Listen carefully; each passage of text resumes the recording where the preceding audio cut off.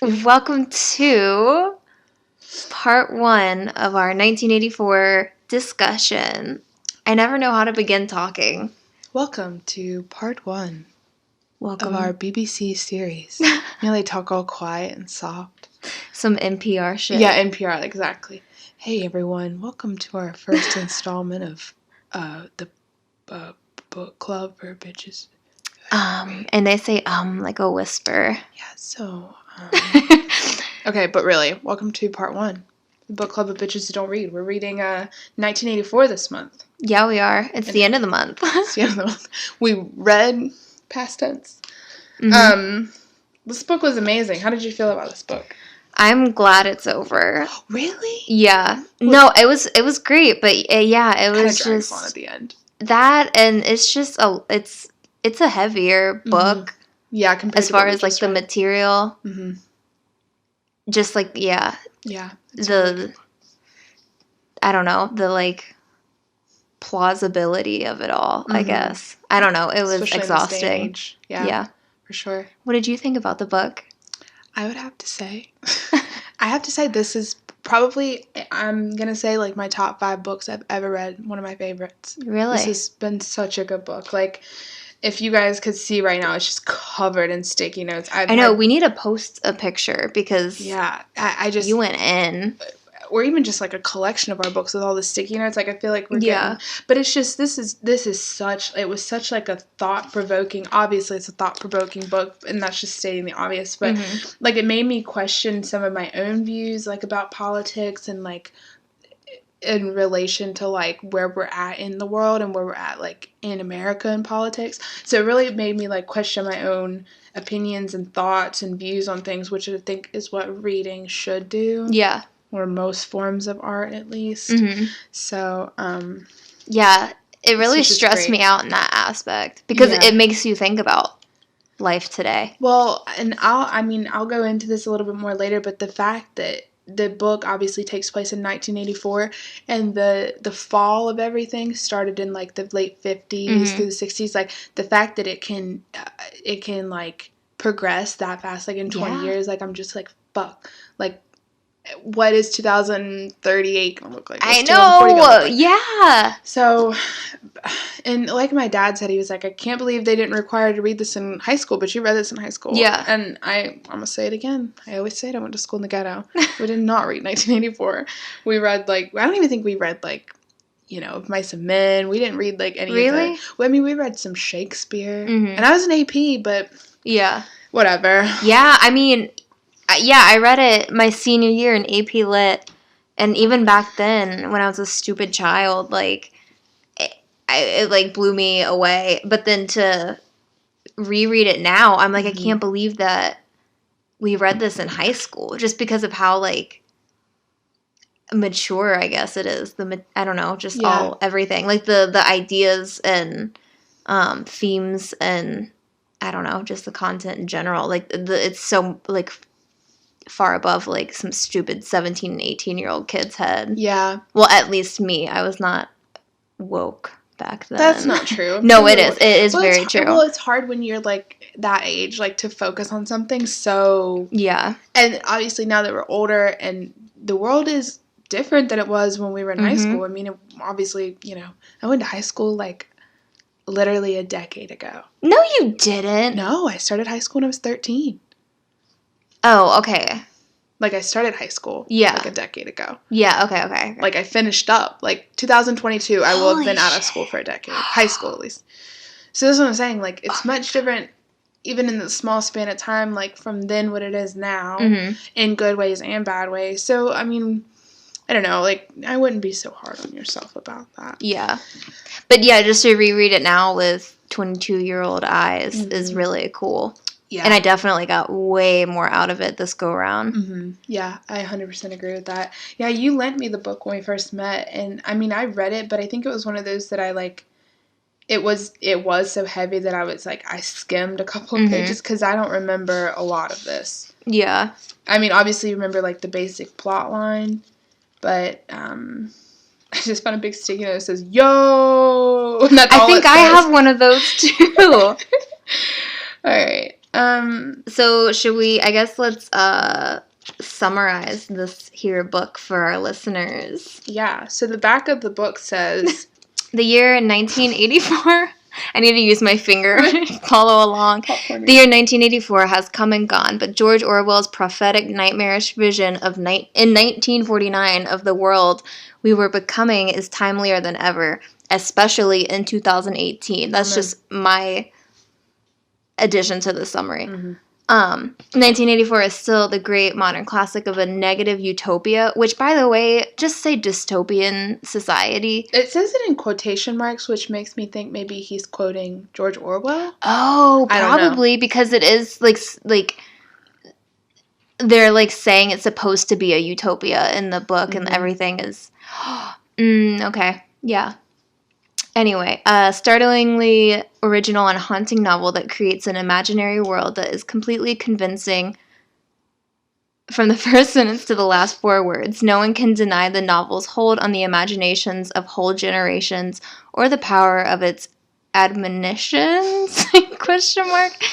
A power that seems to grow, not lessen, with the passage of time. Literally, the passion of time. So I'm going to go ahead and tell you guys, because it's going to be edited out. I just tried to read the excerpt. Not even excerpt. I might leave it in. We'll see. No, because we'll see how I'm feeling tomorrow. I just tried to reach that. Okay, I'm not talking. It's okay. Anymore. I'm not talking anymore. Yeah. So, let's talk about the book a little bit. Just a little bit. About, like, the author and stuff? Yeah. Okay. So George Orwell, whose real name is Eric Arthur Blair. I always forget that's a pseudonym. I know, that's such a good name. Yeah. George Orwell. Like, that's so okay. So he was born in 1903 in India. Wow. Spent the first 4 years of his life there. He wrote the book in 1949, like we said, and then he died in 1950. At 46, he had tuberculosis. Wow. Mm-hmm. And so he was married in 1945. He and his wife adopted a son. Shortly after then, she died during an operation for uterine cancer. Oh my God. Yeah, which sucks. So she died just shortly before this novel. His first novel was published in 1934. It's called Burmese Days, which makes sense, India. Did he remarry? I don't know. I did not get that far. Because one of my facts was, like, talking about how his widow signed over the rights of the story to get it made into a movie in, like, 1980. He might have remarried then. Huh. He would have had to marry really quickly. Yeah. Oh, I did find this interesting. In 1922, he joined the Indian Imperial Police in Burma. Yeah. Which Imperial Police is just a bunch of white dudes. But in 1946, he wrote an essay entitled Why I Write, in which he describes how his love for writing began developing at the age of 5. Aww. Which is so appropriate. Oh, and he also wrote Animal Farm, which I'd really like to read. Mm-hmm. Let's see. That's pretty much it. Yeah, I love that he found his love for writing at the age of 5. Because just, like, reading this, and the fact that it was 1949 when it was published... Mm-hmm. And he's so just wise beyond his years. Mm-hmm. I'm just like, how can he do that? Like, how does anyone have the capability of doing that? Yeah. All right, go ahead. That's why he's one of the greats. That's true. So a little bit about the movie. We did the 1984/1985 version, the adaptation that was directed and written by Michael Radford. I don't really know anything he's done. He was known for Another Time, Another Place, The Merchant of Venice, The Postman. None of them ring bells. The Merchant of Venice, isn't that a Broadway play? I don't know. Like that? I don't know. Probably not. Let's just cut that out. This whole thing is just going to be like, cut that out. So, anyway. Michael Radford. Just lightning ended. Did it? Yeah. Sorry. Yes. Okay. It's starring John Hurt, Sir John Hurt. Late, great John Hurt. He passed away in 2017. That's what I was going to ask. How old was he? Do you know? He was in his 70s, I think. Damn. I should have looked that up. No, that's... But John Hurt played Winston. He's known for, obviously, 1984. He was an alien with Sigourney Weaver, the Elephant Man. He was in Harry Potter as Ollivander, which I didn't realize. I guess I just didn't know who he was when I had seen it. Mm-hmm. He's also in V for Vendetta, which I love because... Who is he? He plays the High Chancellor, Adam Sutler, which is really funny because when I had first watched V for Vendetta, I was like, wow, this has, like, a lot of, like, 1984-like... dystopian. Yeah. Characteristics. So... And it's funny because he plays this villain in that movie. He, like, appears on a huge TV screen, like, in front of, like, all the people that he's controlling. And it's like Big Brother, almost. Wow. It's really, yeah. Isn't V for Vendetta a book, too? Pretty sure it is. I don't know. That'd be a good one to do. So, yeah. So, it's Sir John Hurt, too, which I thought was really cool. He was awarded that title by the Queen. And, like, you get that title for, like, being... like a cool person. A prominent but lesser role at a national level in any activity. Like Sir Elton John, I guess. Which is really cool, just because he's such a good actor. He was, where is it? Hello? His screen and stage career spanned for more than 50 years. Oh, he was also, in Doctor Who. That's how I originally, like, found out about him. Okay. Yeah, he was in the, like, big, like, Doctor Who movie that was, like, recent. Interesting. Yeah, which I love Doctor Who, so that was how I found out about John Hurt. And he's regarded as one of Britain's finest actors. That was what David Lynch said, and David Lynch was the creator of Twin Peaks and stuff, so I don't know, I just thought that was cool. I would agree with that. Anyway, that's enough about him. Susanna Hamilton played Julia, and I have no idea. I don't know anything about her. She's in Out of Africa, which I've heard of, but I haven't seen. Out of Africa, that's a... Oh, I'm thinking Out of Egypt. I was like, that's an Andre Agassi movie. Oh, yeah. But that's Out of Africa. Same thing. Tess Weatherby, like, all her big stuff was in, like, the 70s and 80s, but she's still acting. So the movie was released in 1985. It was filmed in 1984, and it was filmed April, May, and June of 1984.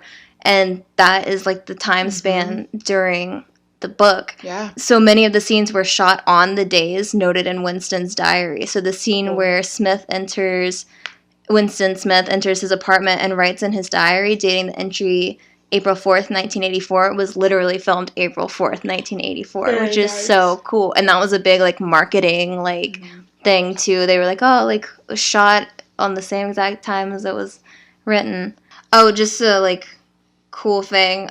So Richard Burton, who ended up playing O'Brien, are you okay? Yeah, my eyes burn. Richard Burton was the fourth choice to play O'Brien. Like, they did not want this guy to play him. Really? I mean, they did, but it was... I'm pretty sure somebody was saying... Or Michael Radford, the director, like, he wasn't really... Like, he didn't want to have him act in it. I wonder why. He did a good job, I thought. Oh, because he hadn't acted in anything for 5 years, and he was getting older, and, like, I think his health was diminishing.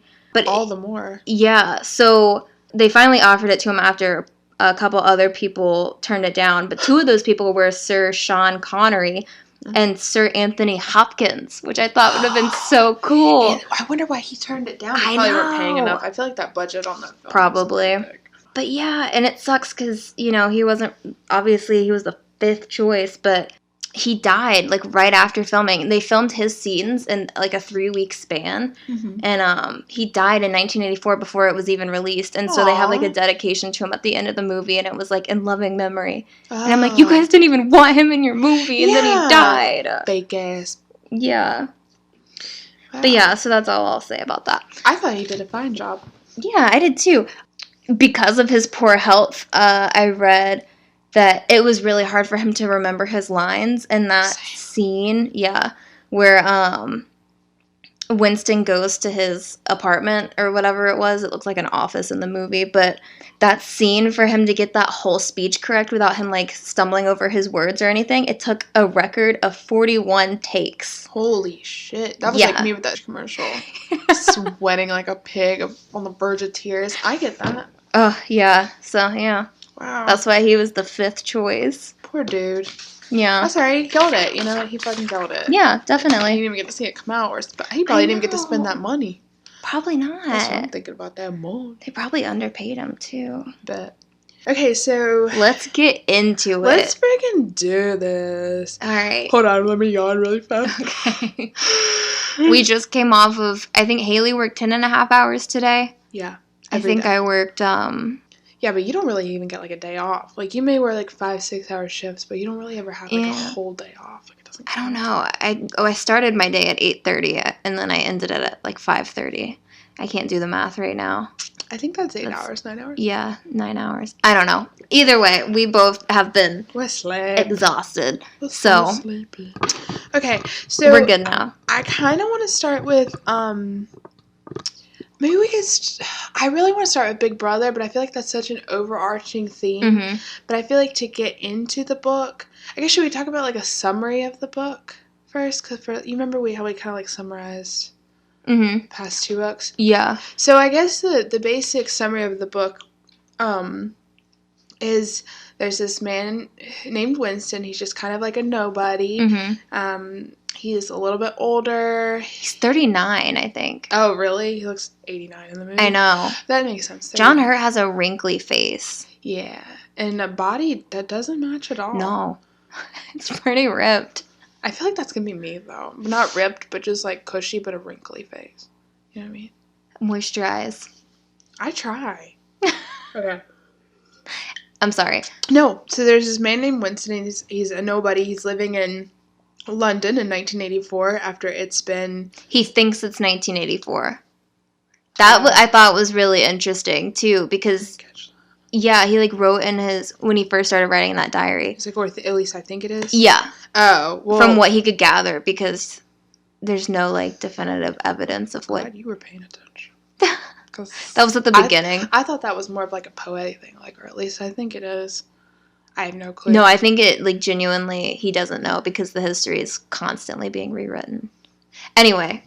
So, which I guess would be a good reason for the title, just because it's, like... Shut up, Haley. Okay. So anyway, he's living in 1984, or at least he thinks he is. And he's living in this society that's been, like I said, he's living in London. The whole world has been pretty much reorganized. Mm-hmm. There's an Oceania. I keep wanting to say Oceania. Oceania. There's a Eurasia and an Eastasia. Yeah. And, like, the poles. Yeah. Which doesn't count. So Oceania, I think, takes over all of it wasn't North America, was it? No, it was. And it was the UK. Yeah. Or, like, Europe. And then Eurasia was, like not quite Asia, not quite Europe. It's more like... Eurasia, I think Russia was in there. Exactly. Yeah. So, like, that whole another region up there. Mm-hmm. And then East Asia was obviously, like, literally East Asia. Like, yeah. It's not. So... So the world's been split up into these parts. It's 3, like, superpowers. Right.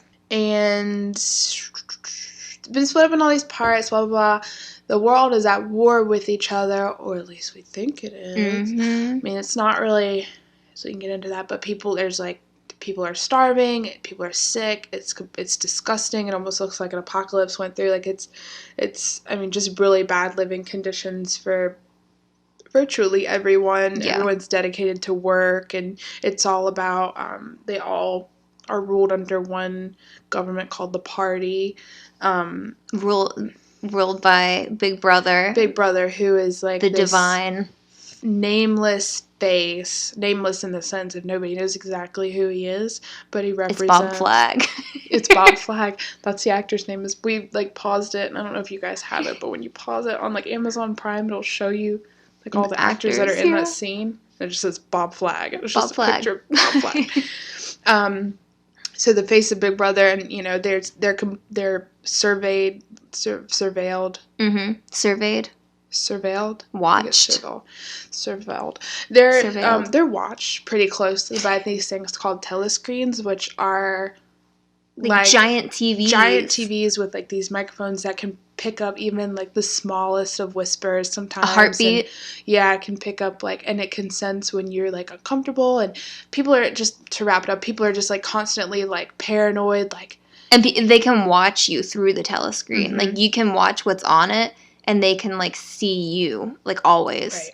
And constantly on the telescreen, it's like it's nothing that's not pertaining to like war. Yeah. Or traitors or how great like the party is. Exactly. So there's that. So the movie starts out, and the book pretty much starts out with the 2 minutes hate, right? Mm-hmm.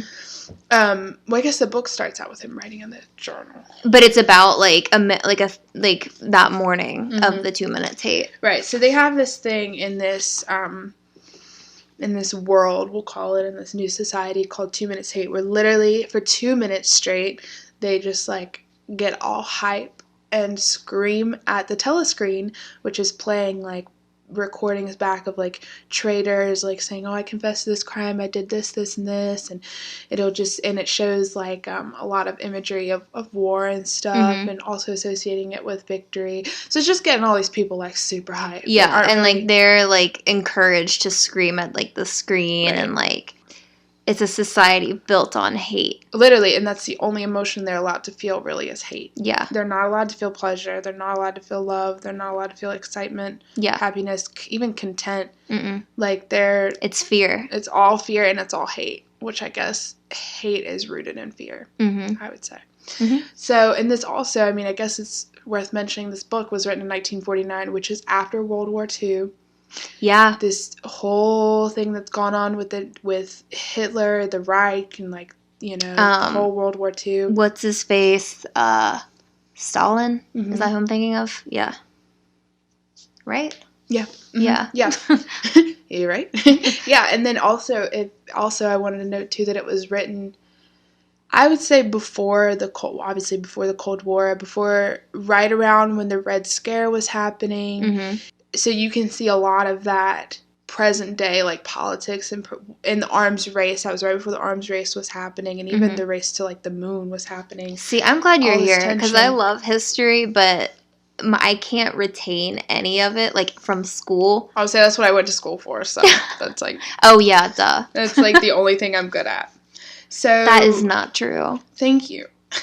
So, yeah, I just have written post-World War II, pre-Red Scare, because there's a lot of, like, hints at communism and how bad communism was, but also how bad capitalism was, because it kind of talks about, like, capitalism kind of exploded in a way, and that's the reason that they're in all this, and it's turned into this one party, dare I say party, I guess it's more of, like, a dictatorship, obviously. Oh, authoritarian government, because there's really no dictator. I can never totalitarian. I can never say it. So totalitarian. No, that's good. So anyway, to continue the summary. Yeah. So they're just encouraged to scream at the telescreen. I have, hold on, let me look. But so it starts out to Winston is doubting the party, which is not what you're supposed to do. That's a thought crime.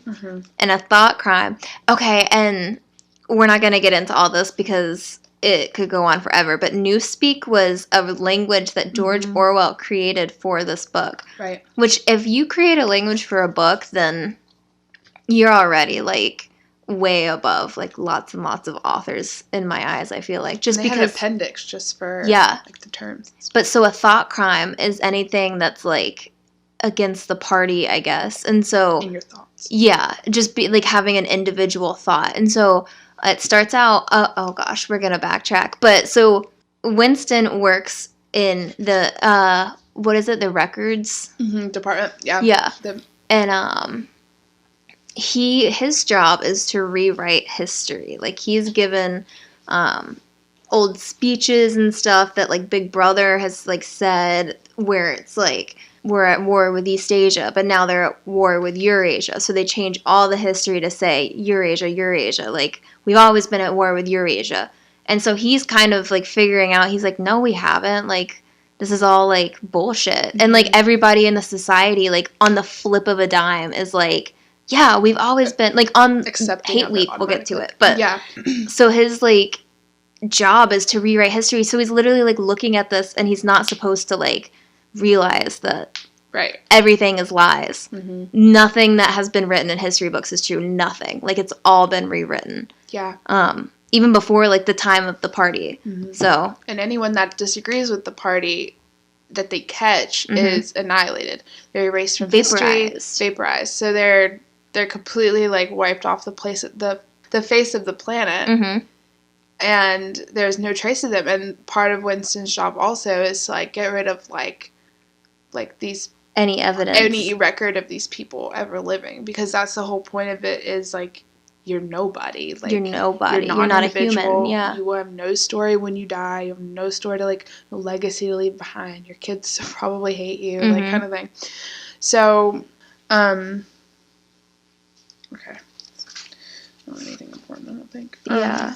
Hold on. I did have in the vast majority of cases, there was no trial, no report of arrest. People simply disappeared, always during the night. Your name was removed from the registers. Every record of everything you had ever done was wiped out. Your one-time existence was denied and forgotten. You were abolished, annihilated, vaporized was the usual word.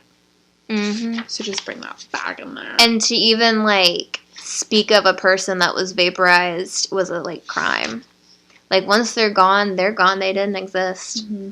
And Winston's friends, I use that word loosely, but dude he knew got vaporized. Mm-hmm. Yep, and actually, another dude that he knew, they bring it into the book. It's in the beginning that he goes over this guy's house and he has these two kids, this other guy, that he goes to his house to, like, help the guy's wife, like, fix something in the sink or something like mm-hmm. that.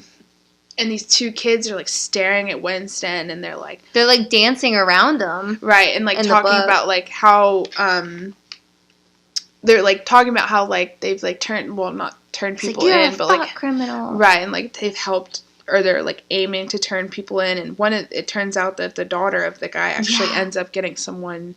No, the daughter turns in her own father, Parsons. And that too, but I meant, like, they followed one guy. Yeah. Oh, I forgot about that. She was out with, like, a couple of, like, a group from the anti-sex, or for the junior spy league. Yeah. And they followed a man and turned him in. Some random guy, they just, like, noticed. They followed him, like, for, like, an hour or something in the woods. Mm-hmm, and turned him in, and this girl is, like, what, like 10? Not even. So, that's another thing with just, like, yeah, like, the kids. Yeah, he works in the Ministry of Truth. That's it. Mini-True. So there's 4 ministries. The Ministry of Truth is news, entertainment, education, and fine arts. The Ministry of Peace is is concerned with all things war. Ministry of Love is maintain law and order. Mini love. Which is where they take people to, like, torture them. And so it's called the Ministry of Love. And I love just how ironic and, like, opposite these are. And then the Ministry of Plenty, which is economic affairs. And, like, one of the overarching things of the book is they're always, like, the whole thing is they're just constantly, like, Big Brother, the party, they're constantly saying, oh, you know, we're doing fine, everything's fine, everyone's great, we're doing this many, chocolate rations are up, infant mortality is down, we beat Eurasia in this battle of so-and-so. And they make up, like, fake war heroes to, like, get people all hype and stuff like that to get them behind a face that's not even a real person. Yeah. That's what he does with, what's his name? Ogilvy? So, they come up with these, like, fake words. I mean, we could really go into this. Yeah, it's just so... And even, I mean, it's like they try so hard to instill nationalism. I'm going to use the word again, nationalism, in people that the gin and the cigarettes are called Victory Gin. Victory Gin, yeah. There's, like, no brands.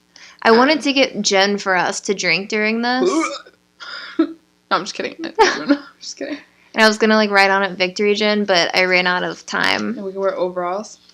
Yeah, and pretty much everyone in this world, in this country, whatever, region at least, they all have to wear, like, a uniform. Yeah.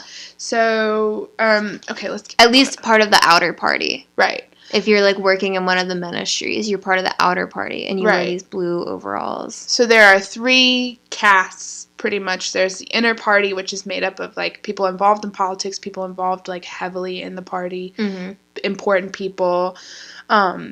There's the outer party, which is pretty much everyone else, and then there's the proles, which is, like, the dirt, which, when I say everyone else being the outer party, it's not actually everyone else. Yeah. Like, it's, like, still a very small percentage, but the proles, I think he said, take up, like, 75% of the entire population. That's why the hope is with the proles. I can't wait to go into that. So the proles, short for proletariat, Alex came to the realization. No, I didn't. They said it in the movie. Oh. Well, I can't take credit for that. Take credit for it. No one will know. And so most of this region is made up of these proles, which are completely unregulated. I mean...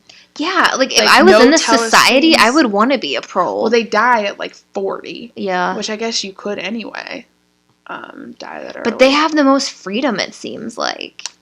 Alright, let's wait. Let's bring it back. Okay. God damn it. There's so many things to say. I know. So we talked about the 2 minutes hate, which I wanted to bring up is that I just feel like one of the biggest things that I noticed about the book was crowd control. Mm-hmm. And that shows itself in, like, the different groups that they have in this society.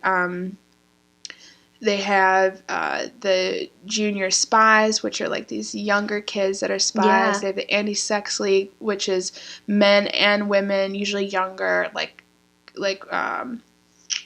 what's the word I'm thinking of? They're pretty much, God damn it, not celibate is what I'm thinking, but they take, like, a vow of celibacy.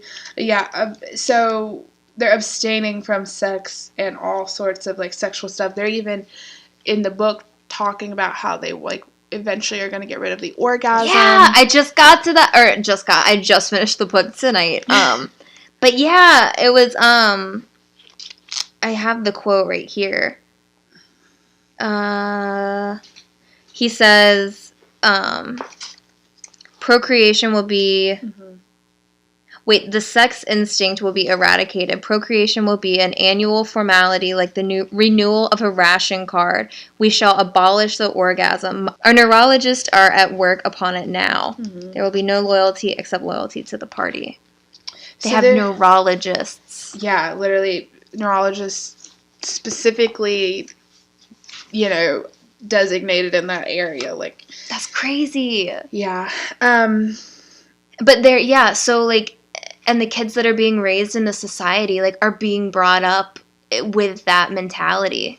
Yeah, in my, and nothing else. In my notes, I compared it to Handmaid's Tale, how they take, like, kids from their parents early, mm-hmm. if they can, if they're able to. They take these kids from their parents, they brainwash the hell out of them, and then they send them back out into the world. Yeah. Completely brainwashed. Because kids are so impressionable, you know. And that's all they know. Right, especially when they don't really have any, like, parents per se. Like, they just, their parent is Big Brother, and he's just teaching them how to live. Oh, shit.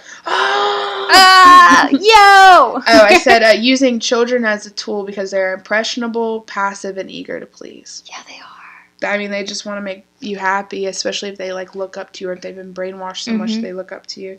And another thing was, like, when I say, like, crowd control, I mean, like, obviously, like, the anti-sex league, but also they're trained. Like, he talks about the first time he goes to write in this book, or one of the first times he goes to write in this book, he talks about how he kind of feels shame for doing it mm-hmm. because he's been trained that's shameful, like, that's so against the rules. So the fact that even someone like him who has their own individual thought for the most part still, mm-hmm. That they're just so trained that it's, like, ingrained in them. And that he's feeling shame just from writing.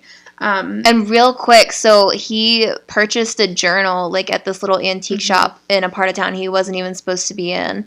They're not supposed to have any sort of, like they're not supposed to write, like, they're not supposed to have any individual thoughts. So for him to do that was, like... Yeah. Yeah. So this is what made me think of, like, Pavlov. Was before the hate had proceeded for 30 seconds, uncontrollable exclamations of rage were breaking out from half the people in the room. The self-satisfied, sheep-like face on the screen, the terrifying power of the Eurasian army behind it were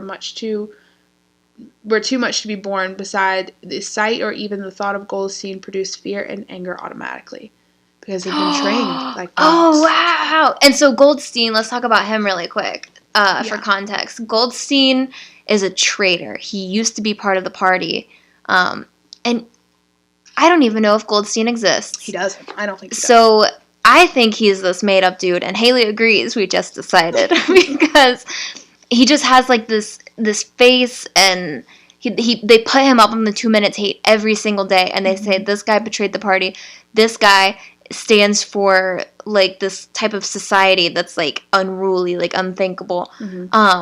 He stands for a society like the society we live in today, like, in 2018, to give a perspective, I guess. But I don't even think he exists. I don't either. But so Goldstein's just this figure, like Big Brother. Brother's there to love and worship, and Goldstein's there to hate and, like, create that fear that, like, he's out there and they don't know where he is, but he could try to, like, come in and, like, brainwash you into thinking his way. Yeah, and I think Goldstein might have started out as, like, a real traitor, and then they were like, oh, wait, let's use this as a ploy to scare people into wow, it is raining outside. Yeah. I love this weather. And to, like, let's use this as a tool to train people. So this is another thing. I swear I'll stop reading. No, it's perfect. The hate, talking about the 2 Minutes Hate, the hate rose to its climax. The voice of Goldstein had become an actual sheep's bleat, and for an instant the face had changed into that of a sheep. Then the sheep face melted into the figure of a Eurasian soldier who, by the way, they are at war with in this current time in the book. The Eurasian soldier, who seemed to be advancing, huge and terrible, his submachine gun roaring and seeming to spring out of the surface of the screen, so that some people in the front row actually flinched backwards in their seats. In the same moment, drawing a deep sigh of relief from everyone, the hostile figure melted into the face of Big Brother. Black-haired, black-mustachioed, full of power and a mysterious calm, and so vast that it almost filled up the screen. War is peace, freedom is slavery, ignorance is strength. She's taking a photo. I was taking a picture of all of Haley's mini notes. Mini notes. I didn't write it down, so I'm not going to get it exactly correct. But that, so Goldstein was, like, at least in the movie, I guess, and then in his description in the book, he was, like, modeled after a, like, figure at the time, a political figure. I can't remember who he was. It was something to do with the Soviet Union, but they had very similar, like, features, and one of the, like, things that happened during that was that there was some sort of, I can't think of anything right now, propaganda, and he turned into a sheep and stuff in it, and yeah, I just thought that makes sense. Yeah. It makes sense. Yeah, definitely, that's like a good word, is propaganda. That's exactly what it is. And then he even says, in a lucid moment, Winston found that he was shouting with the others and kicking his heel violently against the rung of his chair. So, like, even he, to a point, like, you kind of just find yourself doing exactly. And so at the 2 Minutes Hate, he meets eyes with this girl who is in the anti-sex league. She's, like, younger, and she's wearing a scarlet sash around their waist, which I loved because, one, I thought scarlet letter, which is, like, you know, about, like, all of that. And then also the belt being, like, a chastity belt. I was like, oh my god, this is perfect. And, like, so she's wearing this, like, belt, so he's obviously, like, and she's just, like, staring at him, and he's, like, automatically, he's like, I hate her. I hate her because she's young, and she's sexless, and, like, and he's, like, scared of her, obviously, because he thinks, oh my god, this bitch is, like, because like I said earlier, everyone's, like, paranoid. He's like, oh god, like, anyone could be part of the thought police, which is who, like, turns you in for thought crimes. Right. The girl he sees that he hates ends up slipping him a note one day. They end up frolicking off, literally messing around, and, like, having this relationship to defy Big Brother. It's a secret relationship, and they get caught.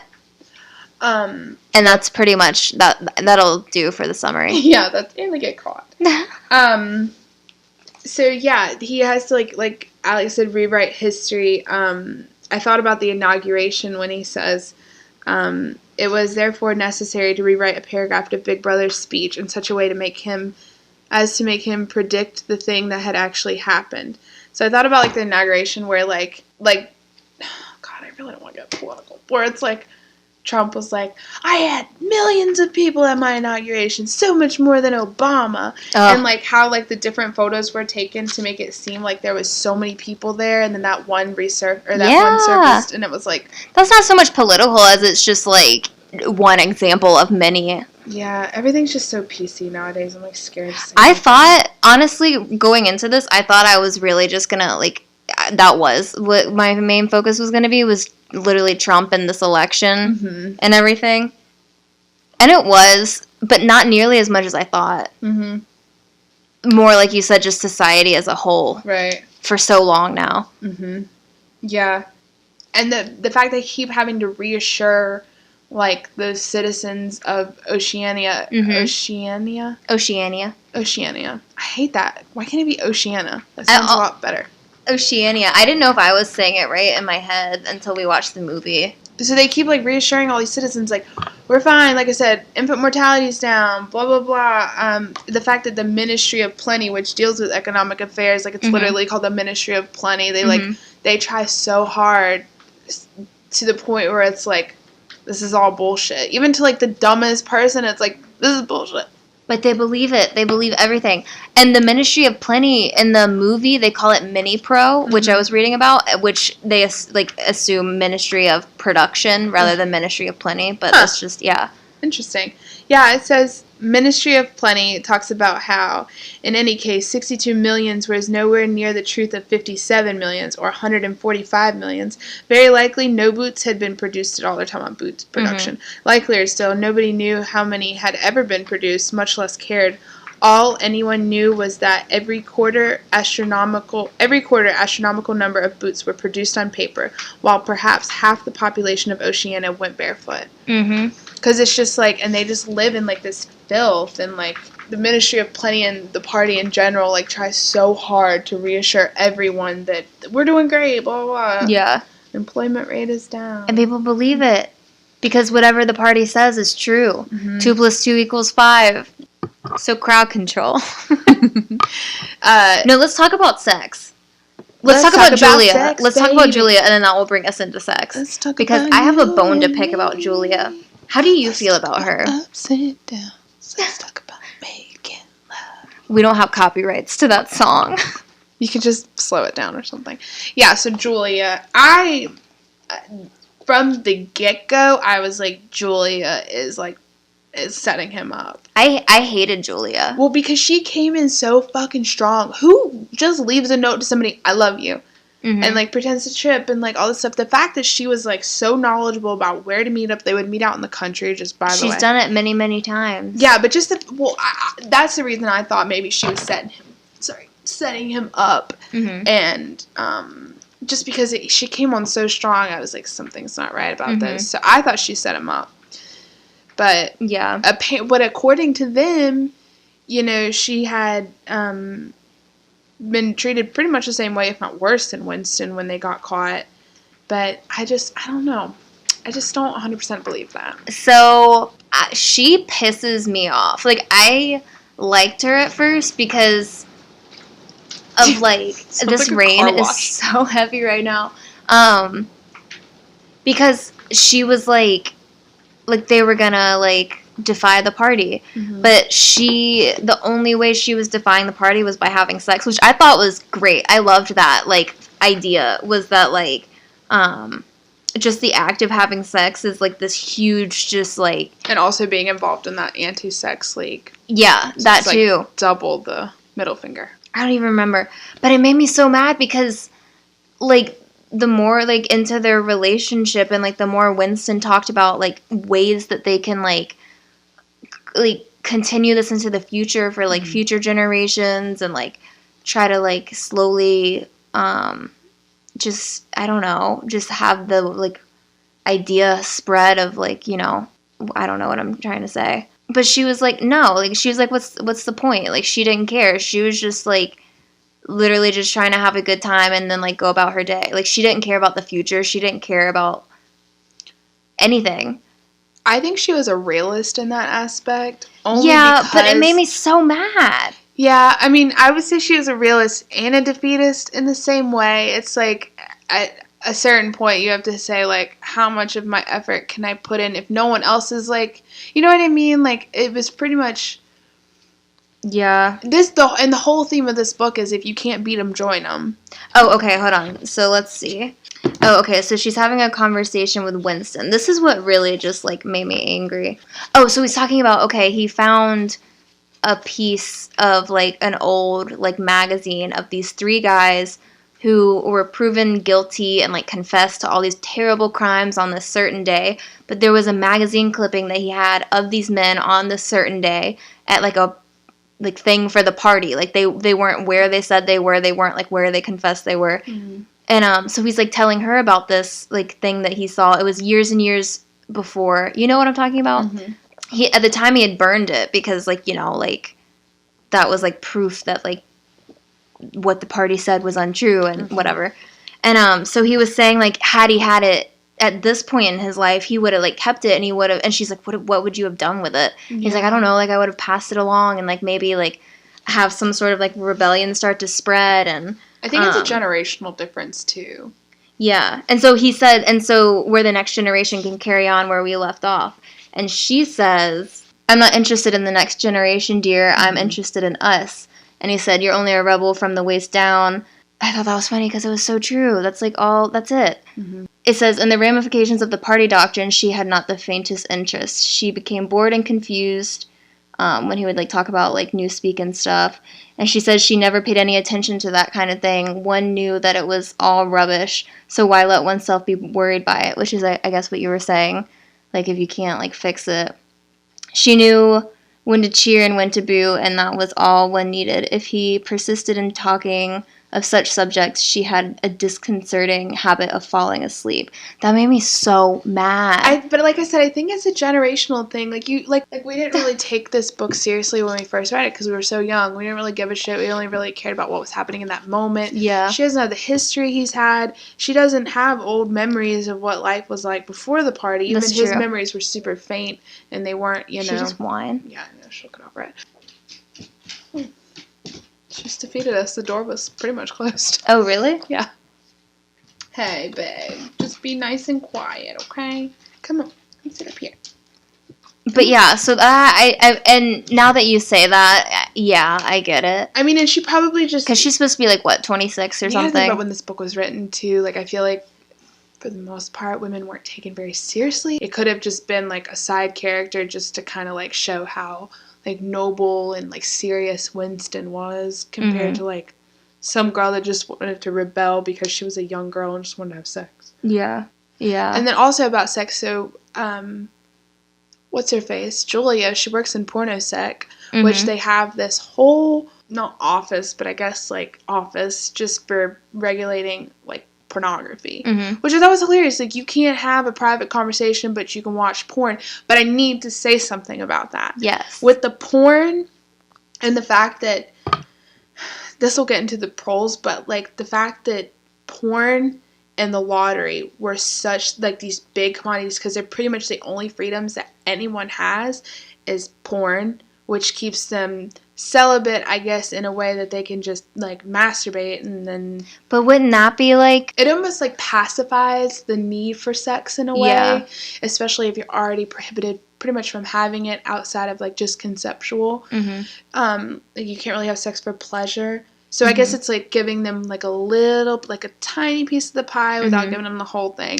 And that also has to go with the lottery, how, like, he talks about how the pros would, like, literally spend their last dime on the lottery, like, playing this huge lottery, and no one would win. The lottery would be fake. Yeah. And it makes me think about today, when we just had this 1.6 mega billion, one person won $1.6 billion. I mean, like, there's no reason that someone should win $500 million. Like, yeah. And I was talking to my dad about it. I was like, all of, like, you know, people spend so much money and they raise $1.6 billion for their, for a 1 in a billionth, not even, well, you know what I mean, like 100 millionth chance that they're gonna win. But when you try to rally together some fucking relief funds for after Florence, people are grabbing their pockets. Like, their pocketbooks, like, oh, I don't have any money. Yeah. If we could raise that sort of money from education or healthcare. Yeah. And my dad was like, well, Haley, I was like, I just can't believe, like, people actually put money towards this stuff, because my dad plays the lottery sometimes too, but he was like, Haley, it's mostly, like, poor, like, lower class people, and like my parents came from really humble beginnings, and my dad would play lottery all the time just for that one little bit of hope. Yeah. You know what I mean? And so, and I think about that in pornography, and like even today, like porn is just so like, it's just everywhere. And I wouldn't quite say it's like regulated, but kind of is in a way. I don't know. I'm just saying it's like something to pacify people, and it's something to keep people from like rebelling. Yeah.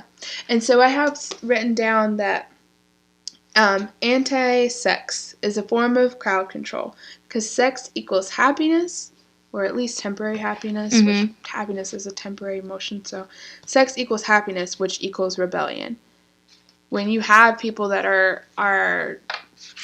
have a little bit of that freedom, they want more of it. You know what I mean? I think I wrote something. Yeah, like you were saying, sex would make like stronger bonds between people because it's like even more of like a defiance against like what isn't supposed to be. And I can't read what I wrote. And I mean, but yeah, just like it would create like these bonds that they don't want between these people, because then that would make the people stronger and be more, I guess, independent thinking. Yeah. And I mean, and the fact that prostitution was legal, though, like not quite legal, but it's not really, I mean, like Winston earlier in the book, like he reflects on the time that he like bought like time with like a sex worker. And so it's like, how did he get away with that? But he can't have like, he can't go buy a notebook without people like going crazy. It's like, well, no, it was still like had he gotten caught, he would have been arrested and stuff. I don't know. I just feel like the fact that there's like telescreen, I guess they would have probably had it in like the slums. So I take back what I said. I'm sorry. So I guess that kind of goes hand in hand with desensitization. Because they talk about how they film executions and put them on these telescreens for everyone to see, like, and that's like kids. A thing is like going and seeing the hanging. Right, exactly. It's almost like Handmaid's Tale. Like, I kept thinking about Handmaid's Tale. So I have, did you go and see the prisoners hang? Blah blah blah. Syme, and then Syme says, it was a good hanging. I think it spoils it when they tie their feet together. I like to see them kicking. And above all, in the end, I like to see the tongue sticking right out blue, a quite bright blue, and that's a detail that appeals to me. And they're like in the lunch line talking about this. Yeah. And Syme is the father of those two kids that end up pretty much turning him in, right? No. Syme, that's Parsons. Right. Syme is the one, he's like making the new like Newspeak dictionary. Right. He's too smart for his own good. And then he ends up getting annihilated. Vaporized. So they film executions, I just say, desensitization and mass viewers, the fact that they like put it out for everyone to see, it like sets an example. And also, I mean, if you can find this, like where we talk about the war hero, I love when he says you can create dead men, but not living ones. And he talks about how, like I said, fake, but model citizen, something for little people to aspire to be. Yeah. You know what I mean? Oh, and then the Newspeak, I wrote this down, the Newspeak dictionary, inventing new words in order to erase the past. Like, it's like little bits. Like, we can get rid of the entire English language, like, by, you know. They talked about that, too, like, Newspeak becoming. Yeah, like, he was saying that, Syme was saying that, like, each new, like, edition of the dictionary is, like, less and less words. Because his example was, like, the words good and bad. Like, why do you need bad? If you have good, then it's just ungood. Like, you don't need bad. Oh, and back to Syme. One of these days, thought Winston, in a sudden deep conviction, Syme will be vaporized. He's too intelligent. He sees too clearly and speaks too plainly. The party does not like such people. One day he will disappear. It is written in his face. And then he does. Okay, so I want to talk about Mr. Charrington and that room above his shop and the glass with the coral in it. Oh, okay, yeah. I have something to say about that, too. Yeah. So this, like, haven that Winston and Julia kind of, like, find, it's, like, a safe place, I guess, for them to, like, be together, like, when they don't have to be at work and stuff, because they can't be together in public or anything because it's prohibited. So Winston, where he found the journal, and like later on, before he met Julia, where he found the there's like this little glass paperweight with this tiny pink piece of coral in it. He finds it in this little antique shop, and he kind of befriends the shop owner, Mr. Charrington, and this cute old man. Yeah, in a velvet jacket. Yeah, it really related to him at first. And Mr. Charrington shows him this room above the shop that has like a bunch of furniture in it that he needs to sell. Cut to, he asks him if he can rent it, and that is where like him and Julia can stay. Mr. Charrington's like all for it, like he seems like a free thinker and stuff, and so they like go to this place to be together. And I think it says it in the book too. I don't think I came to this conclusion on my own, but that like that room is like that little pink piece of coral in that glass, like it's like this like pristine thing that's like just like still in time, and that's like that's where they go, and it's like time stops when they're there. And I don't know where I was headed with that. Well, he like obviously hits on that paperweight a lot. Like he always talks about it. I love when he says that it's the glass was like soft like rainwater. Like, the way he put that, I was like, oh my god, that's such a good way to put something like that. And he, like, mentions the glass paperweight a lot. Like, he'll be, like, just laying there in bed and he'll go, like, stare at it. Or he, like, mentions it. And I said that the continuous mention of the glass paperweight, what does this symbolize? Freedom, a safe place? Like, the fact, because he talks about, like I said, he's, like, kind of obsessing over this piece of glass because it's finally, like, one of his own personal possessions that he's, like, able to have. And, like, it's his and he feels safe with it. And at the, when they're taking him away, like, the glass paperweight like breaks. They throw it against the brick. It's in that room. Right. It's literally like his safe place, his freedom just been shattered. You know, that symbol of his freedom has been shattered. Yeah. Come here, babe. Yeah, it's so aggressive that they like throw it and break it against the brick, like the fireplace. But it's funny too because they like break the window when they put the ladder in. So it's like the room is shattering, the paperweight is shattering, all in the same go round. And so, so the room, Mr. Charrington ends up being a thought police person. Yeah. And so I don't understand, like, why they let it go on for so long. Like, this relationship between him and, like, Julia, like, and with O'Brien, too, which is a whole different conversation. Like, why they just kept letting this happen. Like, did they want to see how much they could figure out on their own? I bet. Because, I mean, those people are almost like social experiments in a way because they, like, have, like, a literal inside, like, fly-on-the-wall view of, like, what people that want to rebel against the party or have those thoughts, like, what they're thinking. Yeah. So maybe that's why. And O'Brien did say, as he was torturing him, like, your brain, like, fascinates me, or it's, like, really interesting to me, or something. And he says, we've been spying on you for 7 years. Like, just waiting for you to make I completely missed that. Yeah. How did I miss that? And he says it in the movie, too, that it's, like, he says, like, we're not... He was just like, yeah, we've been watching you for 7 years, blah, blah, blah. And I guess he finally, like, tripped up. Yeah. I hate Mr. Charrington. Yeah, that guy's a dick. Yeah. Yeah, that guy's a dick. I'm so sad. Yeah. Because I completely forgot. And when I read that, I was like, oh. It's like the one... That's why I thought that Julia was, like, playing him. Because she just fell so easily into it. But it might have just been because she was so, like... go with the flow, whatever. Anyway. And in a way, I feel like she just doesn't even care. She's like, I'll die, whatever. Like, it doesn't probably matter. Because she's so defeated. I mean, she's been raised with that, like, there's no lust for life anymore. It's like just lust for life. We don't have the copyright to that song. I want to pretend like it's another song. Yeah. God. It's such a good book. This is such a good book. And going back to Goldstein, when he's O'Brien kind of like hints at him like, hey, like, I get what you're up to and I'm cool with it. O'Brien's part of the inner party and you know, and I want to help, and there's actually this whole underground brotherhood that's been plotting and you know, we're the rebellion, yada yada. He gets all Winston all hype, and when he's like, and he says like, will you kill yourself for this? Will you like be tortured for this? Will you poison people for this? And he's like, yes. Yeah.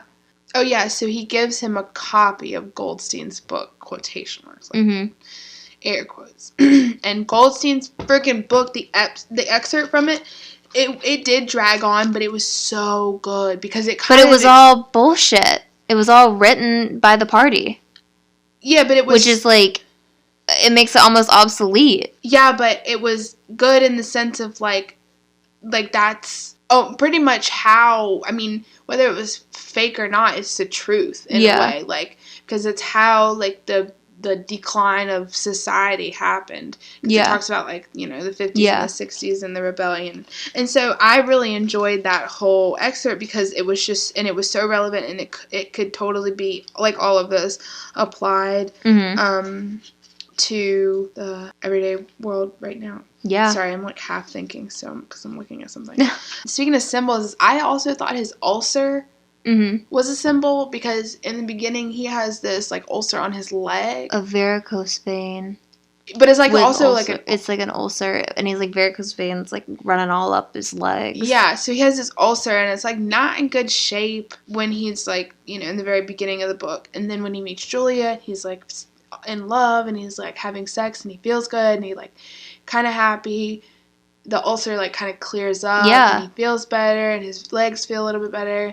Obviously, he feels a little better. And then when he gets caught in that whole decline, is his ulcer just goes wild. It's just disgusting and like... Yeah. And then at the very end, which we'll talk about, his ulcer is pretty much gone again.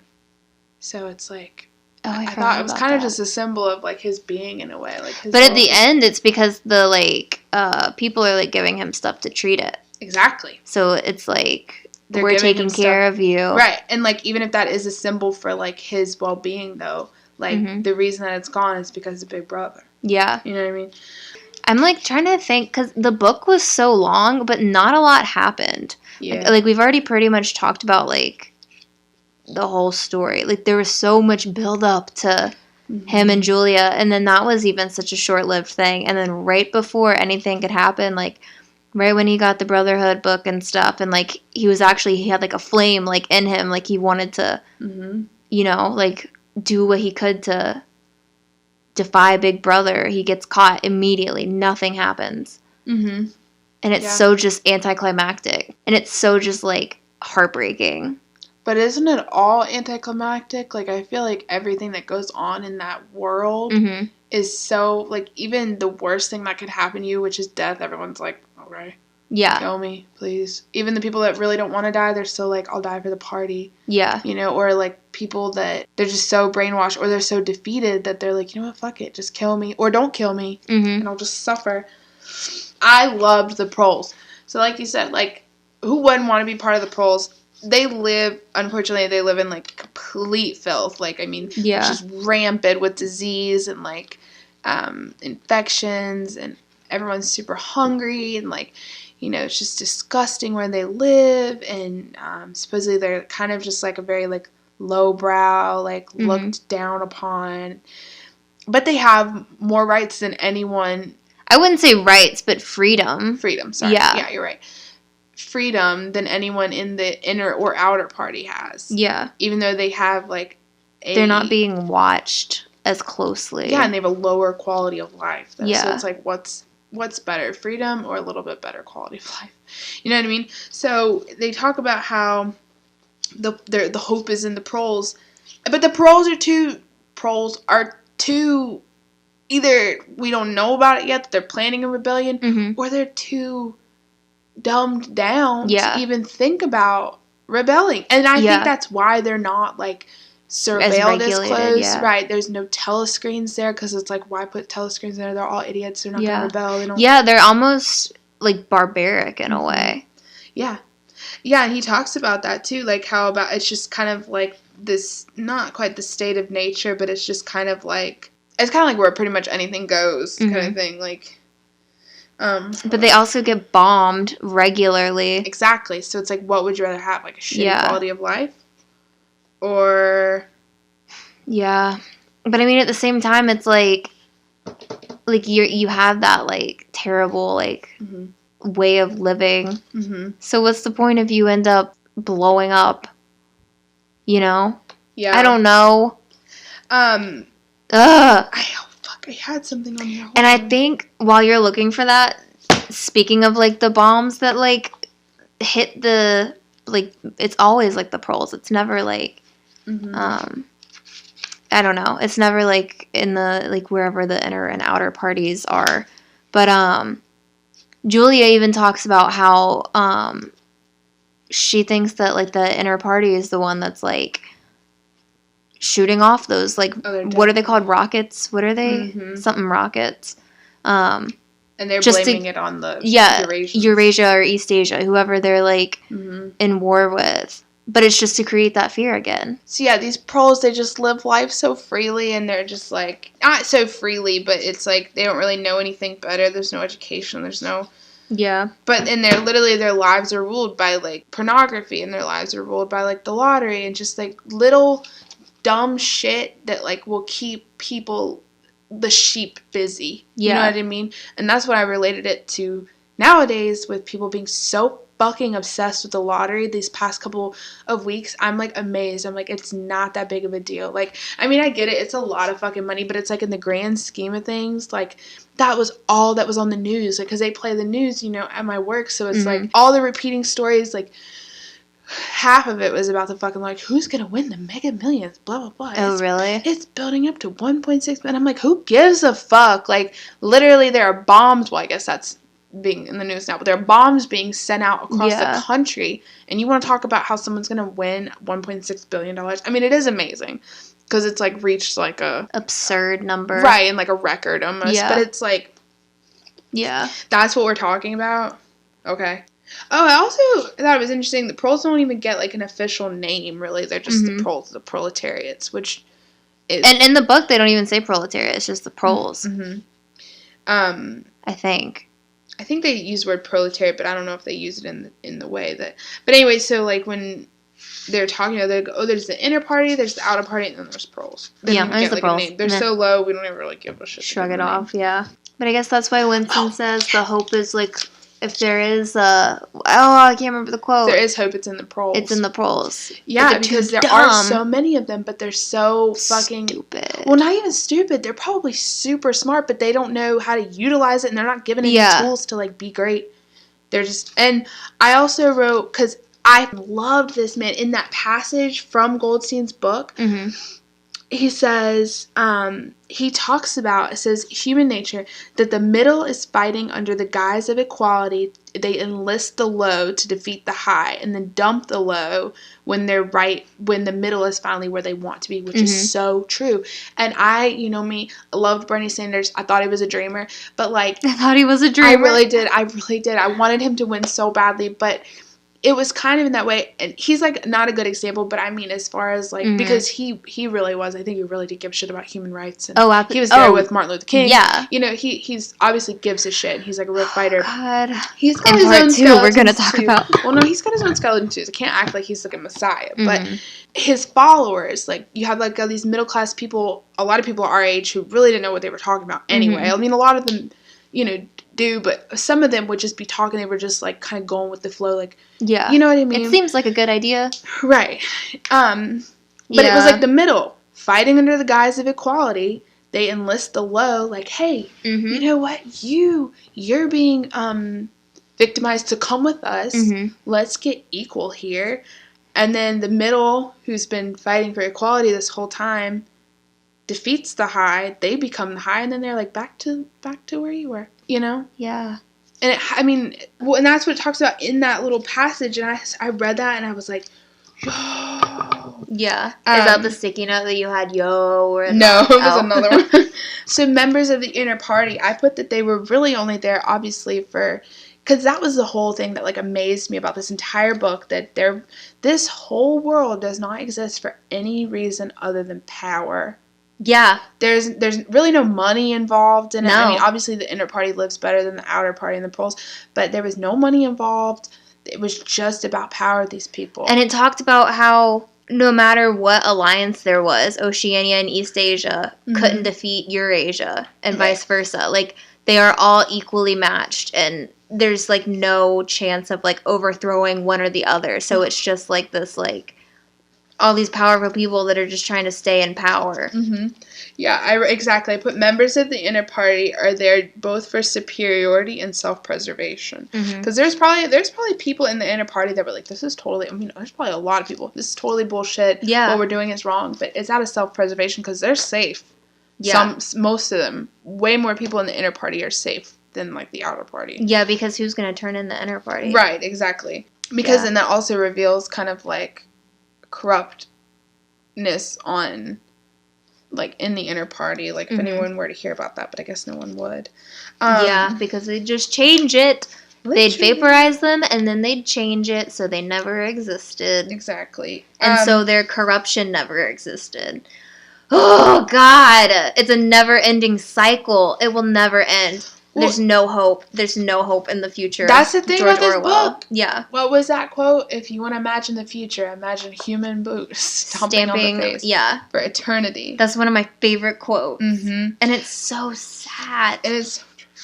And also, there's just side note. This reminded me so much of the like pre-French Revolution about how like let them eat cake kind of shit. Like there was like this very small few of people that were living lavishly and had all these freedoms, and then you had literally like the entire country of France was just like starving. There was no bread.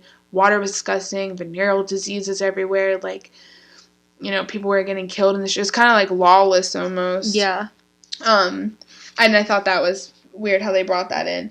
And there is kind of like a little bit of a hint at like monotheism. Like he talks about kind of like he makes reference to religion sometimes because I don't think there's a religion if Big Brother is not the religion. You know what I mean? Like I don't think there's a religion in this new place. Oh, and I also like he had like you remember when What's-her-face, Julia, brought him some, like, stuff from the black market. She brought him, like, some chocolate and stuff, and he was like... Like real chocolate? Yeah, he was like, that smell reminds me of something.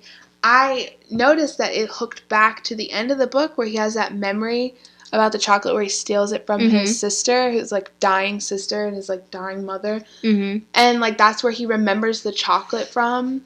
Like, the fact that, like something so small can, like, ignite a fire in him almost, like... Yeah. Something from, like, his old life, you know what I mean? But isn't he, like, any flashback he has, though, he's not, like, quite sure if it, like, was real or not? Yeah. But, yeah. And his mom, too, I was so confused by that. Like, I don't understand what happened to her. Like, I think, like, there were a couple of things. Like, I think it was his dream where he sees her sinking or something. But I didn't know if that was, like, it was so vague. I didn't know if it was a dream or, like, he didn't know if it was a dream or a memory, I think. But then it talks about her disappearing and his sister disappearing. And I never quite understood what that was with, like, them sinking into the, like, water. And maybe not, like... it's fuzzy. It's going to sound so fucking pretentious. But maybe it's, like, fuzzy for you because it's fuzzy for him. Yeah. Does that make sense? Like, there's really no real answer for you or Winston. Yeah. You know what I mean? I just didn't know if I just, like, missed something there. I don't think so. I mean, I didn't really pay attention to that part, to be honest. But in a way, Oh, wait. Brain blast. What does Jimmy Neutron say? Brain blast? I was too. That's our small generational difference. No, I was too. Oh my god. Wait, okay, so if it was his dream, I think it was when they sink. He says he doesn't really know what's going on, but he feels like he's the cause of their death. But then whenever he steals the chocolate and runs away, that's when they disappear. So he is a cause of their death. Or so he thinks. And maybe that's just like this, like, thing that's always been gnawing at him, and that's just why he had that dream. Because in the movie, he wakes up from that dream, and he's cried. In the book, doesn't he? He's, like, really upset, and she goes, like, what's wrong? And he's like, didn't he say, like, I just realized that I'm the reason my mom disappeared or something like that? Or I think I murdered my mother, or was something like cult? This being so close to cult, Alex and I just watched American Horror Story. Yeah. Cult, and it was so good. Yeah. And it was so relatable, like, using fear against people as, like, a power mechanism and, like a stronghold. Kai is Big Brother. No, literally. Kai is O'Brien. Oh my god, he totally is. Alright, so I guess we'll stop there for part 1. Of 1994. The same thing every time. No. That's okay. We'll be posting part 2 in just a few days because it's the end of the month. It'll be on Halloween, October 31st at midnight. So stick around for that one. The conversation's heating up. Let's get toasty. Let's get spooky. Let's get spooky. Happy Halloween. Cute. That's nice foreshadowing. Welcome to part 2 of our 1984 discussion. On the book club for bitches who don't read. Happy Halloween. Let's get into it. I don't know. I feel like I was too stupid for this book. No, like I understood it and I appreciated it and stuff, but like I can't compare it like you can to like the history of it. So I'm just interested in listening to you talk about it. No, and I'm not saying that as like a Alex. No, I'm serious. Like I said, I love history and stuff, but I wasn't good at it. I wasn't good at retaining the information and like. Well, people are good at different things. It doesn't mean you're too stupid for the book. So watch it. Well, not too stupid for the book, I guess, but. Yeah, you need to be nicer to yourself. Yeah, no, I'm just like intrigued by everything that you have to say. So let's move on to the Ministry of Love, which is like Room 101. Yeah, which Room 101 only had barely a chapter. Mm-hmm. There's so much build up, and then it was like 2.5 pages. Yeah, which I guess is better than like dragging that out because Jesus. Yeah, there's only so much you can say about. Yeah. So yeah, Room 101. Ministry of Love. Yeah. So when they get caught, he gets brought into the Ministry of Love, and I really liked how he like loses track of the days and nights because he's always in like this just like fluorescent light, and they're not really feeding him and stuff, and his ulcer's really bad. Yeah, and there's like prisoners and they're in and out, and Parsons comes in at one point, his neighbor, and his daughter had turned him in because he had said like down with Big Brother in his sleep apparently, according to her. And that's the scary thing too, is someone could just be like, he's a thought criminal, and all they have to do is say, oh, he said this in his sleep, and then it's like, and he was like, I don't even like, I would never, like, Parsons was like a cookie cutter of what the party would want. And he was like, I mean, if she turned me in, like, they wouldn't, like, arrest me, like, on false claims. The party would never do that. He was so just brainwashed. Like, they're quick to turn on you, even though you're so committed to them. But, like, so he's in this, like, cell for so long with so many people. And one of the facts that I found about, like, the movie/book, it says the tortures that Winston endures in the Ministry of Love evoke the procedures used by the Soviet NKVD in their interrogations, which include beatings by the use of rubber truncheons, being forbidden to put your hands in your pockets, which, like, at one point he's starving and he thinks he might have, like, crumbs of bread in his pockets and he tries to reach for it and the telescreen's like, take him out, like, stop moving. And he's scared he'll be beaten, so he, like, just sits there. Putting your hands in your pockets, remaining in brightly lit rooms for days, tortures through the use of provoked rodents, and the victim being shown a mirror after their physical collapse. That I've loved. Yeah. Obviously loved, hated that. Like, the fact, and like I even said in the movie last night, O'Brien is literally an abusive boyfriend. Or girlfriend. Sorry. In the sense that he's a male, he is an abusive boyfriend. Yes. Like, he literally beats the shit physically, mentally, verbally out of Winston. All of this happened. Poor little Winston, he's losing his teeth. And he tells him, he's like, look at what you've become. And he's like, you reduced me to this. And he's like, no, you did it to yourself. Yeah, and then he's like, if you think you look bad, imagine how your mind looks. He was like, your mind is in a worse state than your actual body is. And he was like, you look like shit. His teeth are falling out. He ripped his teeth out. He's lost, like, I think he said, like, 25 kilograms, which I don't know how many pounds. Even in the movie, it's quite a bit. He looked so shrunken in his little overalls. Like, they looked so big on him at that point. Yeah.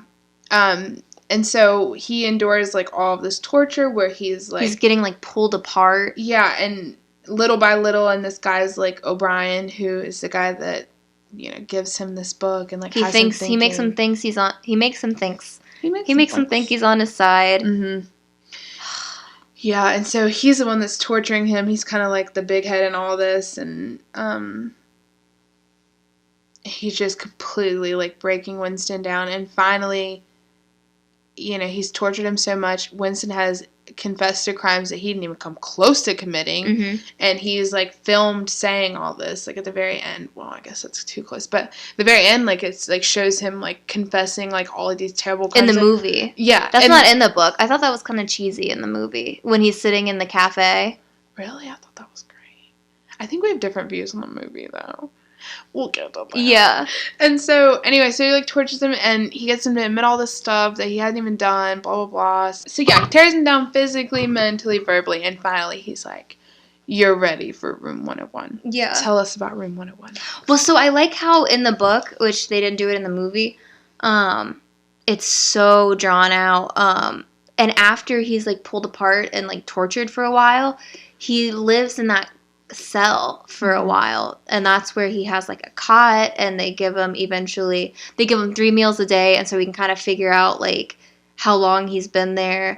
And he that's where he's already been broken in a way, and he's trying not to have any, like, thought crimes or anything. Like, he's unconsciously, like, writing, like, 2 + 2 = 5, and he writes, like, I just read it, like, literally a couple hours ago. It's so sad. He writes, they give him a journal and he doesn't touch it for a while. And then when he does, he's, like, writing these things unconsciously. He's like a rat in a cage. Literally. He writes, he writes, freedom is slavery. And then it says, then almost without a pause, he wrote beneath it, 2 and 2 make 5. And then he writes under it, God is power. And that's the end of his stay in that room, because that's when they come in. They're like, all right, you're ready. Like, you ready? And he knows, like, when he writes that, it's, like, unconscious, but he's like, oh shit, like, O'Brien's gonna come in, like, he's gonna get reprimanded for this, because there is no God here. Yeah. Big Brother is God. God is Big Brother. Yeah. And so that's when they bring him into 101, which in the movie it was kind of, like, right after he was getting, like, yanked apart and stuff.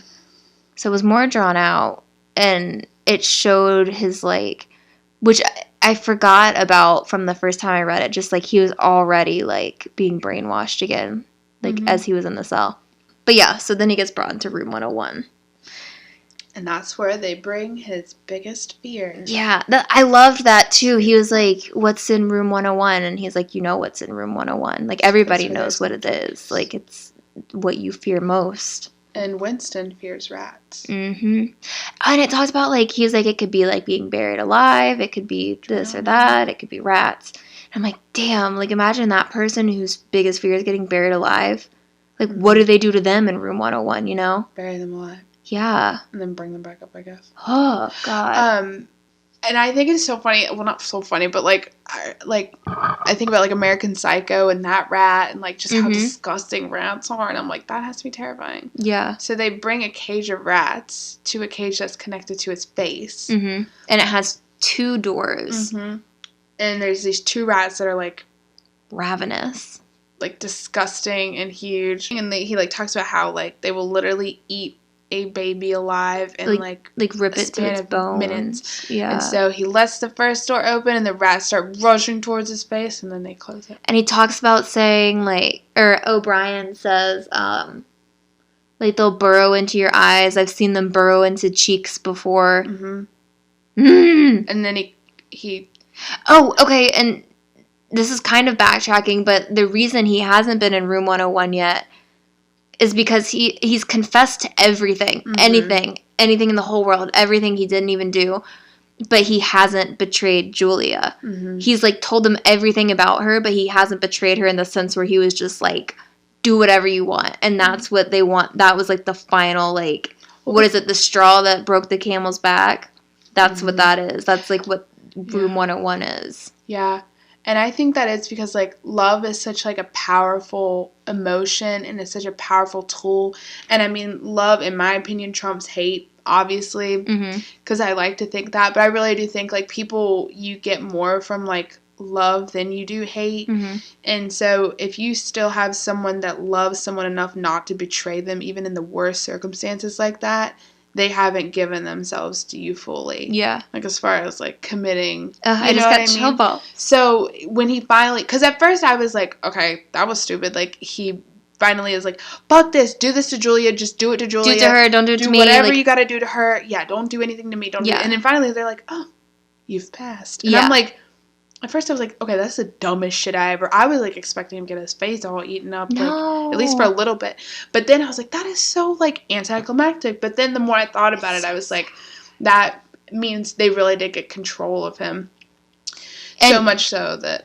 Yeah. And sorry to cut you off. No. But yeah, and so when he reconnects with Julia outside of the Ministry of Love, which in the movie, when they met up in the cafe, I completely forgot. Like, I thought you didn't see Julia again. Mm-hmm. But they meet up after they're, like, finally released, however long later, and they're both just icy, like, cold, and it's weird because he, like, puts his arm around her and stuff, but I don't know. It's just weird that they still, like, acted upon that. You would think that they would never want to, like, see each other again, but she says, like, I betrayed you, and he said, I betrayed you, and when she's saying, like, in that moment, whenever you're saying, don't do it to me, do it to them, like, afterwards, you can think, like, no, like, don't do it to them, but in that moment, it's so true, and, like, you would do it to them in a heartbeat, and that's what's so sad. That's, like you said, that's what it is, that is, like, all right, now we have control over you, because you would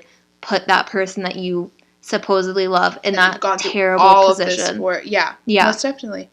And I mean, and the fact that even what's his face, O'Brien, was like, Julia's already, like, she betrayed you so quickly, and he still was like holding out. Mm-hmm. You know? And who knows, maybe he said the same thing to her about him, and they were both in the same exact spot. Oh, for sure.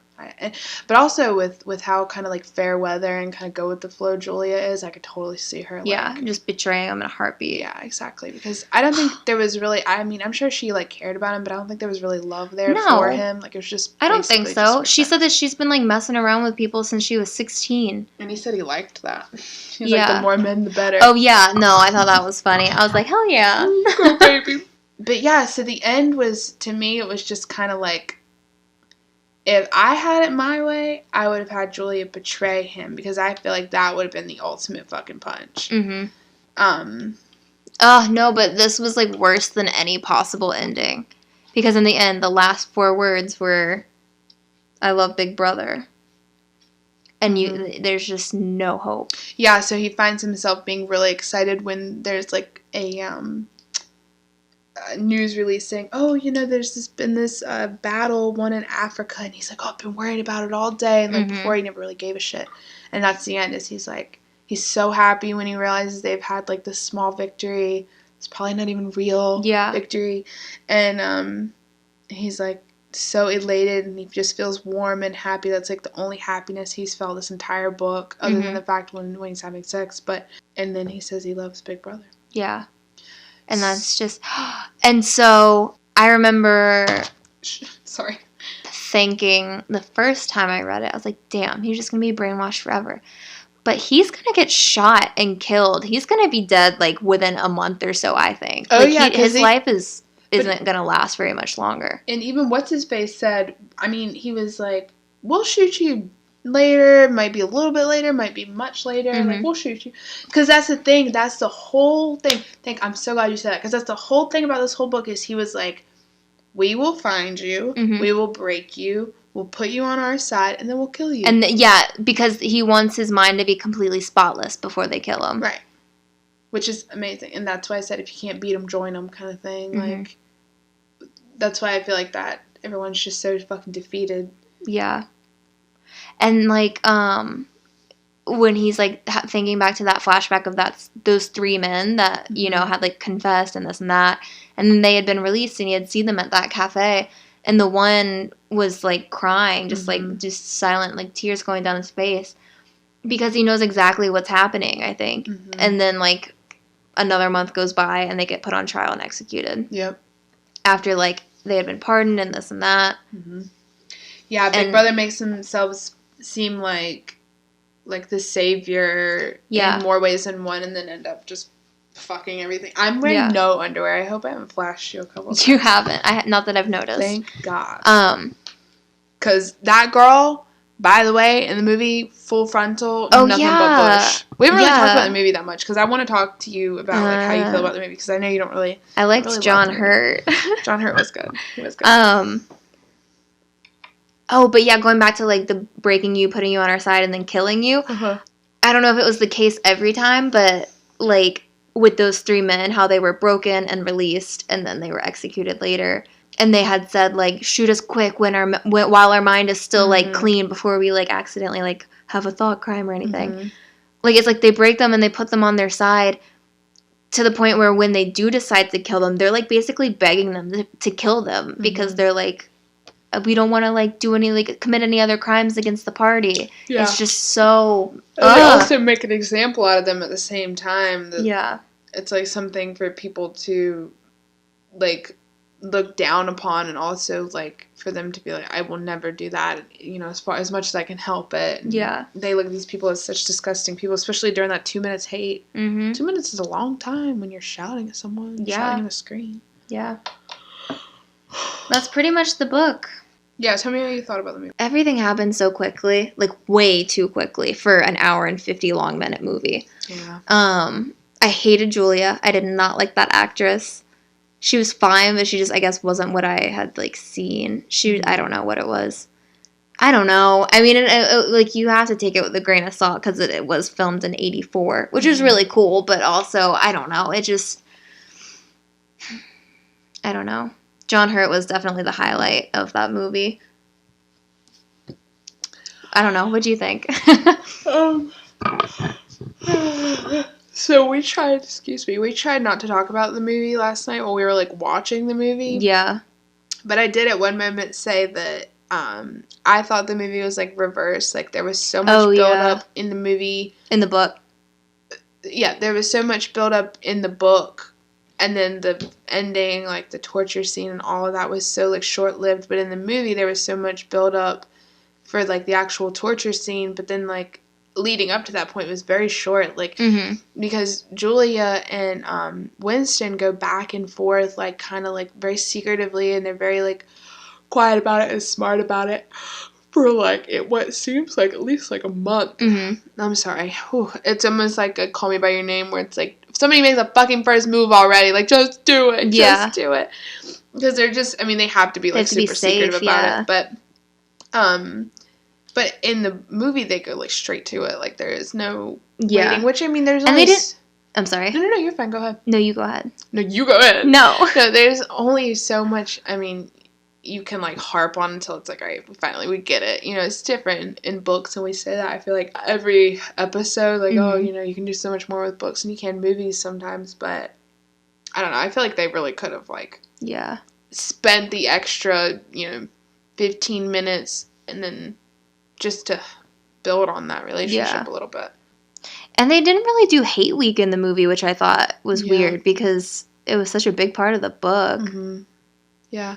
Because that was like their big thing, like once a year, Hate Week. I feel like if you hadn't read the book and you had just seen the movie and may not even really known the premise, it would have been a completely different story than the book was, because they didn't really do much explaining about what things were and why things were the way they were, or...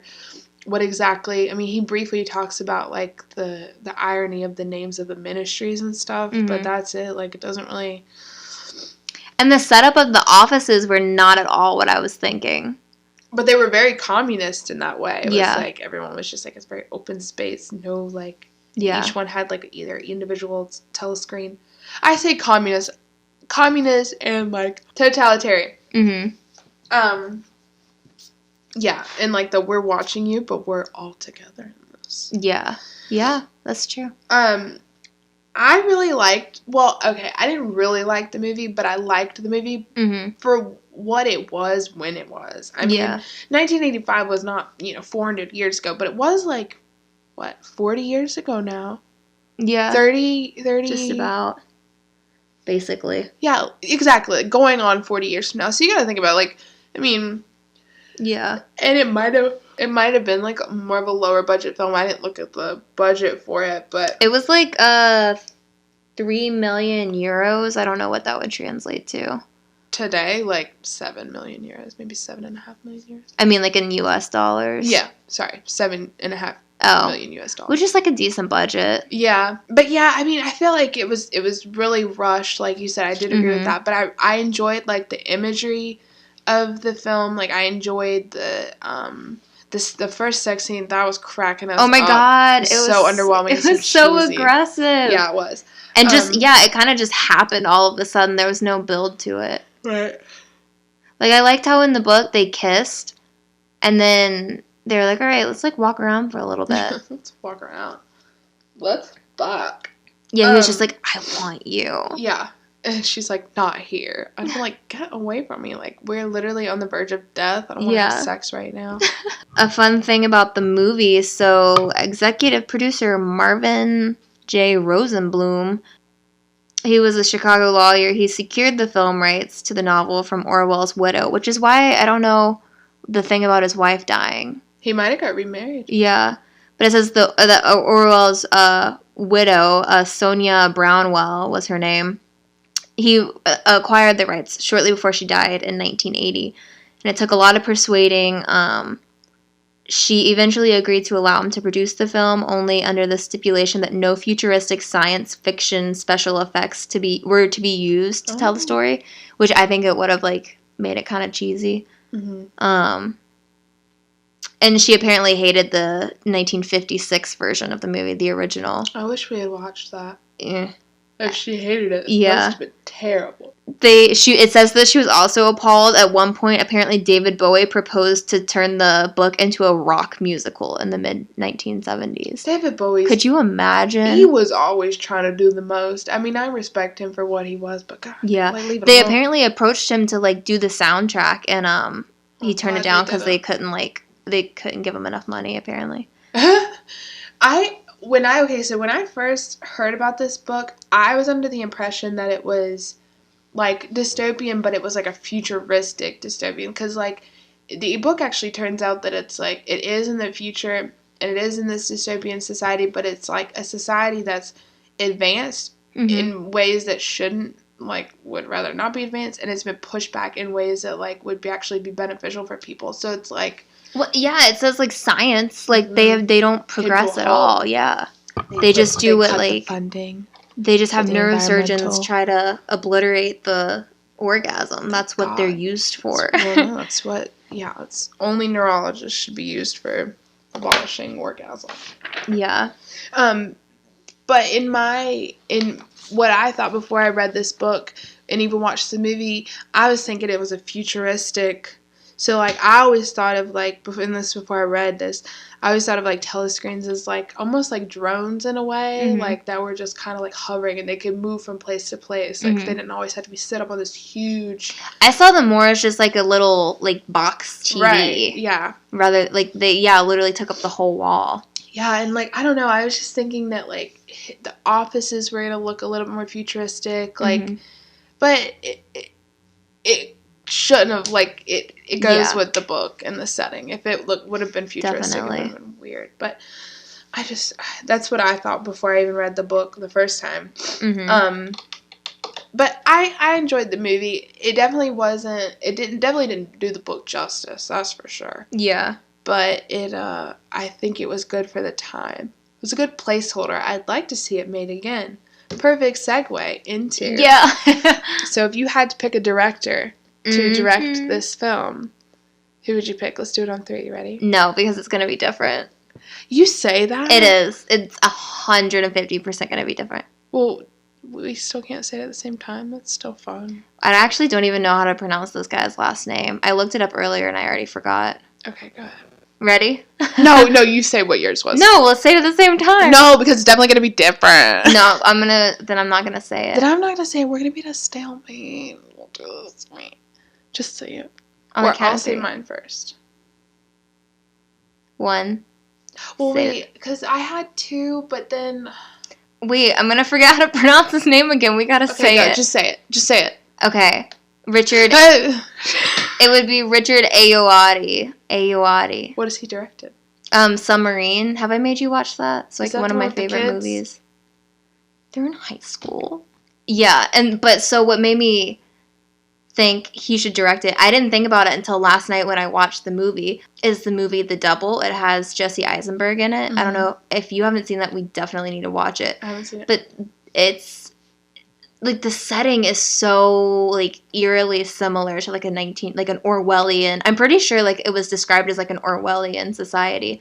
There's a whole philosophy called Orwellian philosophy. Yeah. But so, like, in the movie, Jesse Eisenberg is, like, this character, and the offices that he works at looks a lot like the office that Winston works at. Like, the setup of it. And I wonder if that wasn't, like, an artistic, like, decision. I'm sure it had to be. Yeah. But, the movie is, like, about Jesse Eisenberg, and he works here, and he's, like, this nobody. And then they get a new employee, and it's literally Jesse Eisenberg. It's, like, a double of him. But, like, nobody notices anything like weird, and this guy's like basically movie. It's so good, and it's kind of creepy, and like he like hasn't directed a ton of stuff. He more acts. He's like a comedian and stuff.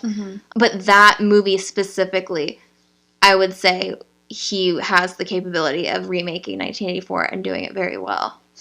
I'd like to see that. Yeah, we should watch that. Yeah, I would like to watch that. That sounds like a cool concept. That's what I love so much about this book, too, is it really is, it says it on the back that it's such an original, there's that thing that really no idea ever invented is original, but for the most part, this book, the way, for its time, it was so advanced, and it is pretty original for its time. I just love that about the book. So unique. Yeah. Who would you ask to direct a remake? So, one, if it was in the day that it was made, I would say Stanley Kubrick. Oh, yeah, I could see Only that. Only because I just, like, I love the aesthetic of it. I felt like, in my mind, the aesthetic of 1984, how it's supposed to look, was more warm colored in my mind. I mean, yeah, it's like a cold, shitty, dark, dismal, cloudy place, but in my mind it had a little bit more warm light to it, and I don't know, but and I mean London is kind of gray, but so I just felt like his whole like aesthetic and the whole color, I feel like would have really just been awesome. I'm just thinking about like and how he would, I feel like he would have been able to handle like how unique the actual plot itself was. You know what I mean? Yeah.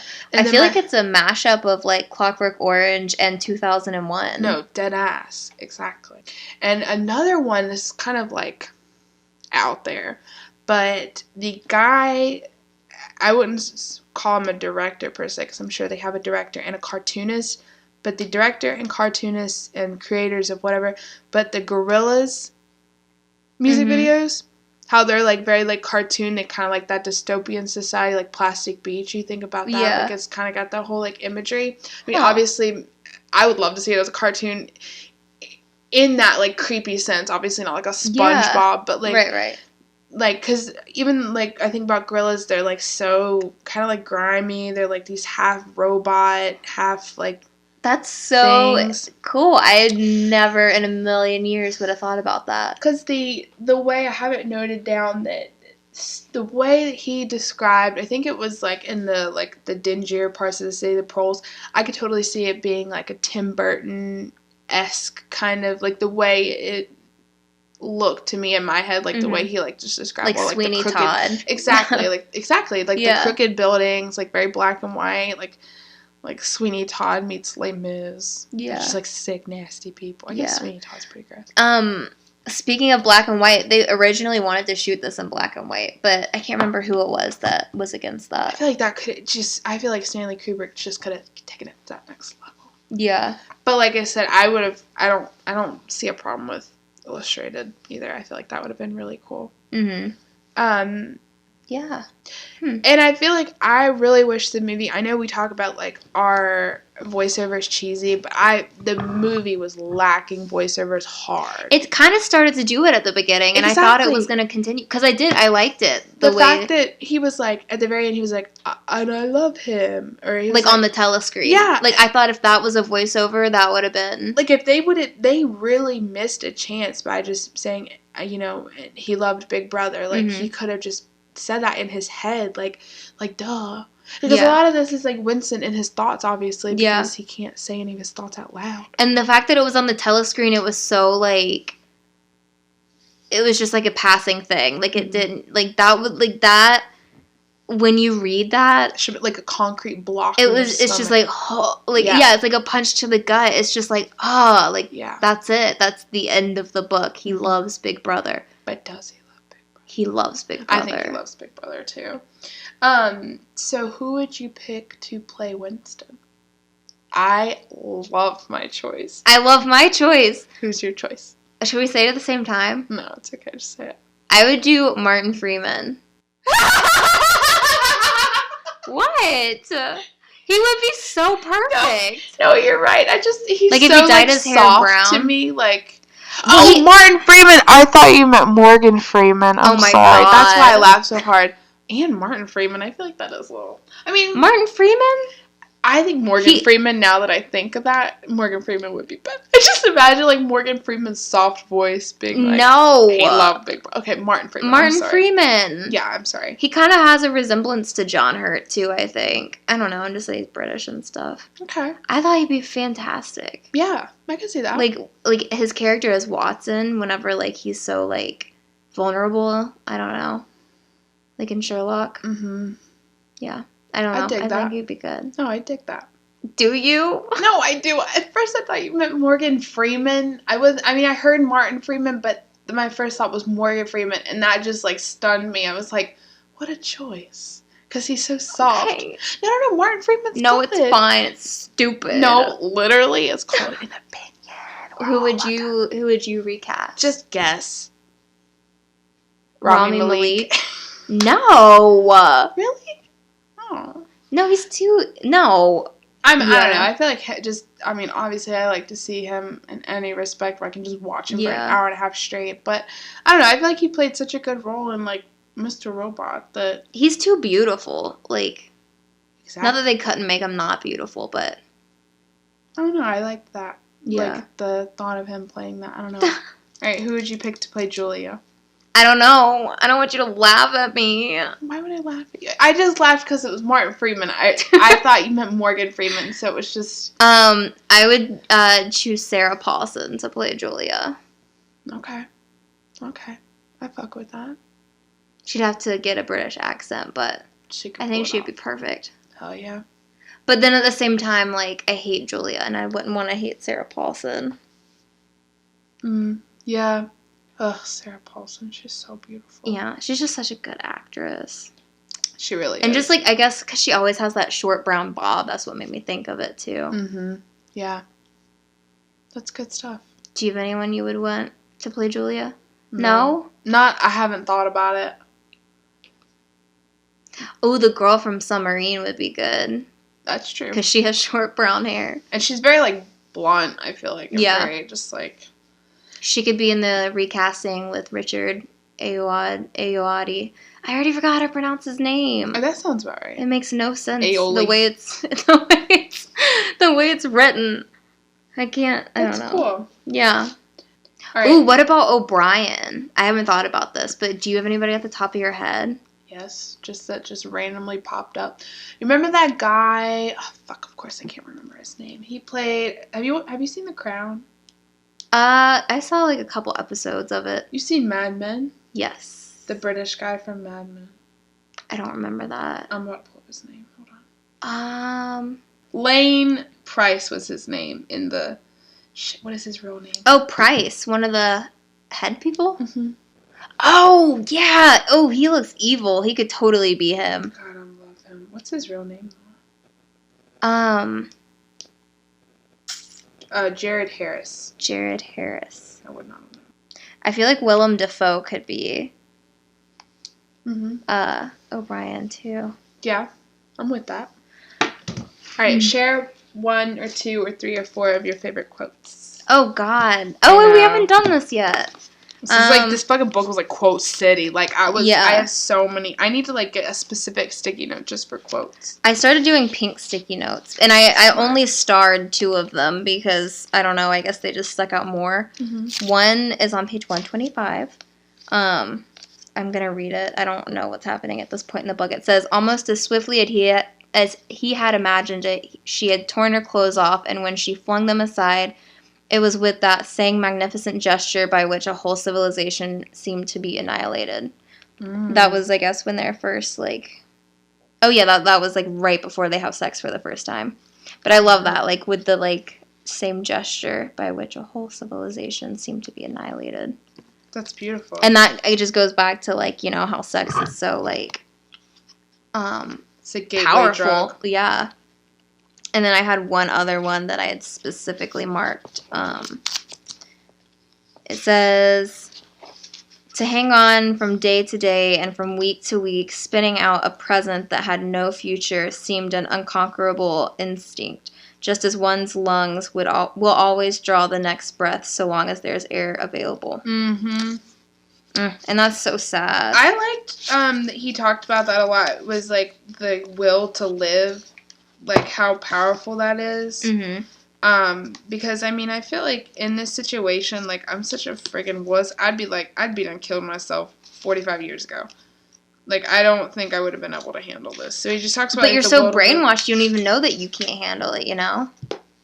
Like, it's just what you think is how everything is supposed to be. I guess, I mean, if with mindfulness to still be, like in Winston's situation, you know? Yeah. Ooh, I liked this one. I'll read this while you're still looking. This is one, it's, while he's being tortured by O'Brien. Mm-hmm. And O'Brien is saying, "You will be lifted clean out from the stream of history. We shall turn you into gas and pour you into the stratosphere.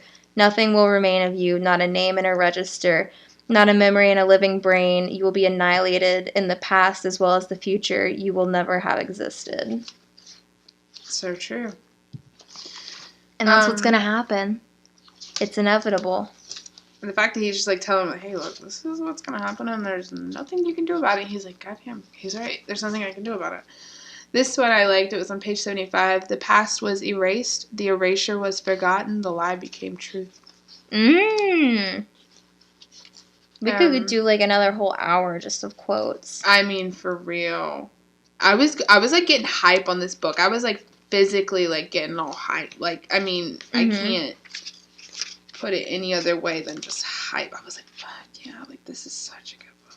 Oh, I have that highlighted too, that you can't create, like, you can create dead men but not living ones. Mm-hmm. It's so true. Oh, I love this quote. You ready? This is when he, this is before he gets captured. This is, like, right around when he was meeting Julie, like, near Hay Week and all that. Mm-hmm. It says, from whatever angle you looked at the poster, he's talking about a poster of Big Brother. Oh. From whatever angle you looked at the poster, the muzzle of the gun, magnified by the foreshortening, seemed to be pointing straight at you. I was like, fuck yeah. Like, no matter where you turn, he's pointing the gun at you. Let's see. I know I have at least one more. Oh, okay, I have one more too. Okay, go for it. I think I posted this on Instagram. I think it was my Instagram, though, so it's not, like, ruined yet for the bitches. But this is on 159. It says, he had moved from thoughts to words and now from words to actions. The last step was something that would happen in the ministry of love. He had accepted it. The end was contained in the beginning, but it was frightening, or more exactly, it was like a foretaste of death, like being a little less alive. And then, like, it is another sentence, and then it says in the same paragraph, he had the sensation of stepping into the dampness of a grave, and it was not much better because he had always known that the grave was there and waiting for him. Mm-hmm. And that's, like, I don't know what was going on in the book at that time, but that's, like, when he's accepting, he's like, it's worth it. Yeah. But is it worth it when he's being strapped to a thing with a rat in a cage? Yeah. No, yeah, it is. Is it though? I don't know. This is such a good book. If you got a chance to ask the author one question, what would it be? How did he think society was going to turn out? Right? Was this like just like him just wanting to be cynical kind of thing, or did he actually? Yeah. I wonder what he would think of 2018 now. Mm-hmm. He probably the beginning. Because, I mean, yeah, it's weird how, like, even more, like, applicable this book is today. Mm-hmm. What feelings did this book evoke for you? Stress. And what did you like best about the book? Stress and fear. Mm-hmm. I liked Winston's, what's the word I'm trying to think of? Tenacity? Mm-hmm. I don't know. I just liked the, just his wanting to change things. I just appreciated his fight, I guess. Mm-hmm. He fought till the end. And he had been fighting since the beginning of the book. Who knows how long he had been, like, thinking. Like, maybe it had been 7 years, like, when they first started watching him, because that's when he started, like, having, like, different things, different thoughts. Mm-hmm. I don't know. I just appreciated he, like, I don't know. Because it is, like, how many people are out there that are having his same thoughts, you know? And, like, like, he did try to, like, keep it going. And he did try to, like, light a fire, like, in Julia for it, you know? And in a way, he kind of did. Because, like, she did go to O'Brien's with him and stuff. So there had to be a part of her that, like, you know, wanted it to last in the future. Mm-hmm. Some sort of, like, I don't know what I'm trying to say. That makes sense. I don't know, but it was admirable and sad. Mm-hmm. That's what I liked. What did you like least about the book? It's hard to say. I mean, personally, just, like, the build-up to, like, the plot, I guess. Mm-hmm. Just because I told you, it was just so much description, I just kept getting lost in it. Mm-hmm. But it needed to be there, and it was great, like, writing. I just have such a short attention span. But it was just so hard for me to, like, get into, like, the heart of the book. Mm-hmm. So that's all it would be. That's more like a personal thing, too. I understand that, because, I mean, I really enjoyed Call Me By Your Name, but I felt myself really kind of dragging at some points just because it was so melodramatic that I was like, all right. I loved that book. Well, no, it was a good book. I definitely loved it. Like, it was. I just understand what you mean about, like, not being able to, like, push through at certain points, or being able to, but then maybe just being like, all right, like, you know, let's spend time on something else kind of thing. So I get that. Yeah. What about you? My least favorite part of the book would probably be, how accurate it is. Yeah, truly. Yeah, I guess my least favorite part of the book, I mean, I liked the end, I enjoyed the end, but I think I already said this, like, I just kind of wish Julia would have betrayed him, because I feel like that would have, like, added more drama to the book a little bit. Like, I mean, it's sad because it's like, oh, they both go down together, but I feel like it would have been more of a stab in the fucking heart for her to be, like, in on it the whole time. Mm-hmm. You know what I mean? Like, I don't know. So I feel like, and just, like, how strong she came in, which is fine. Like, it was just kind of, like, almost unbelievable in a way. Yeah. But, yeah.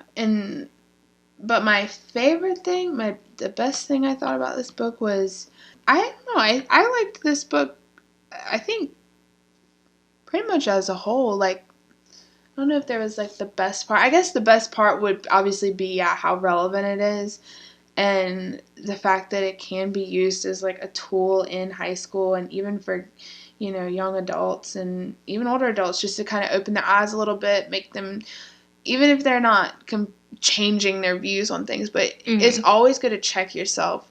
You know, you don't ever want to be too extreme, whether it be left or right. You know, you don't ever want to, at least for me, like, you want to be able to, like, see the other side of things. Yeah. Even if you're not agreeing with them, you just want to see them and understand them as a concept. So it was nice to, like, see this and be able to apply it in, like, situations now and, like, situations before, you know, situations in the future. Like, I don't know, I really enjoyed it. It was relatable, unfortunately, and it was really, really well written, and it was really thought out, I thought. Yeah. And, like, just it shows you, like, what too much power in, like, one person could possibly do.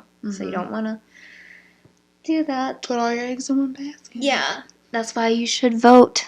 So we don't have a totalitarian society. I hope we never get to that point. If we do, though, this podcast will have been annihilated. Yeah, well, we would have been vaporized. Oh, yeah, for sure. You heard it here first. Don't forget it. If I don't come back in a week, it's because I've been vaporized by the government. That's why, like, when people make fun of government conspiracy all the time, but it's like, some of these things aren't very far off, you know what I mean? Like, as far as, like, stuff like this goes, like, even, like, House of Cards kind of conspiracy about the government, like, it's totally valid, like, could totally be real, or capable of being that way. Yeah. I don't have anything else to say that I can think of right now. I have a question for you. Do you think that you can inhibit an instinct? What does that mean? Like, do you think that, like, you have, like, your instinct as a human. Your instinct is to, I guess, I'm just trying to find an example. Instinct as a human is to have sex. For procreation, somewhat, and then for pleasure, obviously. So, like, and they talk about, like, completely abolishing the orgasm, which is fine, but you still can't, you would have to literally change someone's brain chemistry to get rid of that human instinct to procreate or to have sex or to, you know what I mean? Yeah. It's like, how can you, without physically changing the human brain, which right now they cannot do in this book, even a neurologist, they're getting rid of the orgasm, but you literally can't, you'd have to change every single human that was born. Yeah. So, like, but the whole thing is, like, people holding back their instincts. You know what I mean? Any instinct but hate. So I'm wondering, do you think that you can control instincts like that, whether it be with, like behavioral therapy kind of thing, or whether it just be, like, zapping you into Do I think that would work for me? No, I just mean in general. Like, do you think that you can inhibit an instinct or a thought? I hate to say it, but I think so. And I just say that because, like, in the book, they talk about, like, with the sex and stuff, like, with the children, like, and the, like, young adults, they're all, like, taught and it's drilled into them, like, how disgusting sex is and how, like, repulsed you should be, but you need it to procreate, so, like, you have to. It's, like, a duty to the party. And I think if that's drilled into you from, like, a young age, then yes. But if you mean, like... But there's still that instinct, you know, somewhere in someone's brain, like, you can all day, you know, be, like, changed, but there's still an instinct. What were we watching the other day when it's, like, or maybe it was in this, like, oh, God, I can't remember what it was. It was, like, when someone is about to, like, that's why someone can't really, like, drown themselves, per se, because their instinct is to come up for air, or, like, you know what I mean? Like, something, like, can you really overpower something like that? I think if it was today and somebody tried to do that to us today, I don't think so. But if it's just, like, drilled into you from when you're born, and that's all you know. And I think you do still have that instinct, but it's disgusting to you. Like, it's not, like, you probably, it's, like, something that, like, if you, like, you're like, oh, man, like, I want to have sex, but it's, like, that's disgusting. Like, that's not, like, on par with what the party wants. Like, with Winston's first wife, or his only wife, he was talking about how they would have sex once a week to procreate, and just how disgusted his wife was with the whole act of it. She might be gay. Maybe. Or asexual. Maybe that's what that society would turn into, too. Yeah. I don't know if that answered the question at all. No, that makes sense. That makes sense. I still have a hard time with it only because it's literally brain chemistry. Yeah. You know what I mean? It's just, it's tough to say. It's tough to say. Okay. And well, but then there's, like, people like Winston who, it's like you can be conditioned into something, but then there's still that instinct. You know what I mean? Like, you can condition your dog not to bite, but if there's an instinct and it feels threatened, it'll bite, even if it means it's going to get, like, even if it knows it's going to get beat for it or something like that. You know what I mean? Yeah. So, I have another question for you. Okay. Oh, God. Am I going to be able to answer? I have a question right now. So, in this society, like, I saw this quote where he said, I hated the sight of you. I wanted to rape you and then murder you afterwards. 2 weeks ago, I thought of I thought seriously about smashing your head in with a cobblestone. If you really want to know, I imagine you had something to do with the thought, please. The girl laughed delightedly, evidently taking this as a tribute and excellence of her disguise. Which I thought, like, her reaction to that was desensitization. Though. Yeah, I mean, absolutely. It's not like a... But I'm wondering, in this situation, as Winston, he doesn't seem like a monster. Like, he doesn't seem like the type that would, like, murder and rape a woman. You know, I know. I thought that was very out of and character. It was, like, the only time it's said. But, so, I'm wondering, do you think in that situation, like, Winston specifically, or just in general, do you think, like, this society could, like, can you be born a monster in the society? I'm not talking about, like, nature versus nurture in a way, but, like, in the society, are you born a monster or you become a monster? You know what I mean? Like I feel like Winston maybe was not born a monster. Like, I don't think he'd be, like, in an everyday world, he'd be born, like, ready to, like, you know, in, like, a normal world, be ready to, like, rape and murder a woman. But I feel like this society's, like, made him into, like, this monster where it, like, doesn't really affect him that much. It doesn't even really affect her. Because I just thought it was so extreme. So I'm like, well, I asked will pent-up aggression and forced abstinence make someone capable of this, like, raping a woman without second thought?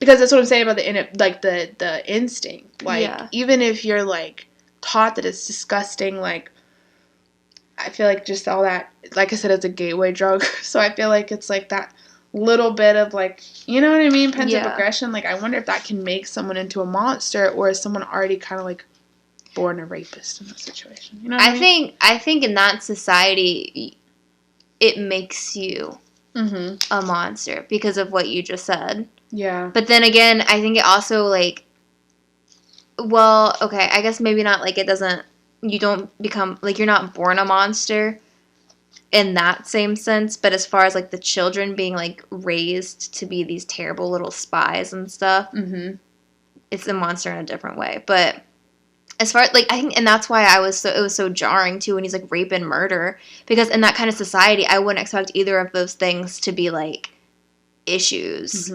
Yeah. I mean, murder, I guess, but, like, vaporization. But, like, among, like, the outer party and the proles, like, I never pictured, like, rape or murder being, like, so one of the crimes.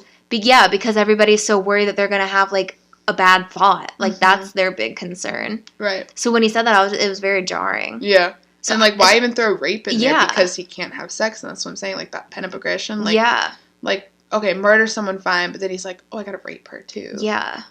I don't know, it just made me think about that. But then it brought me to this quote.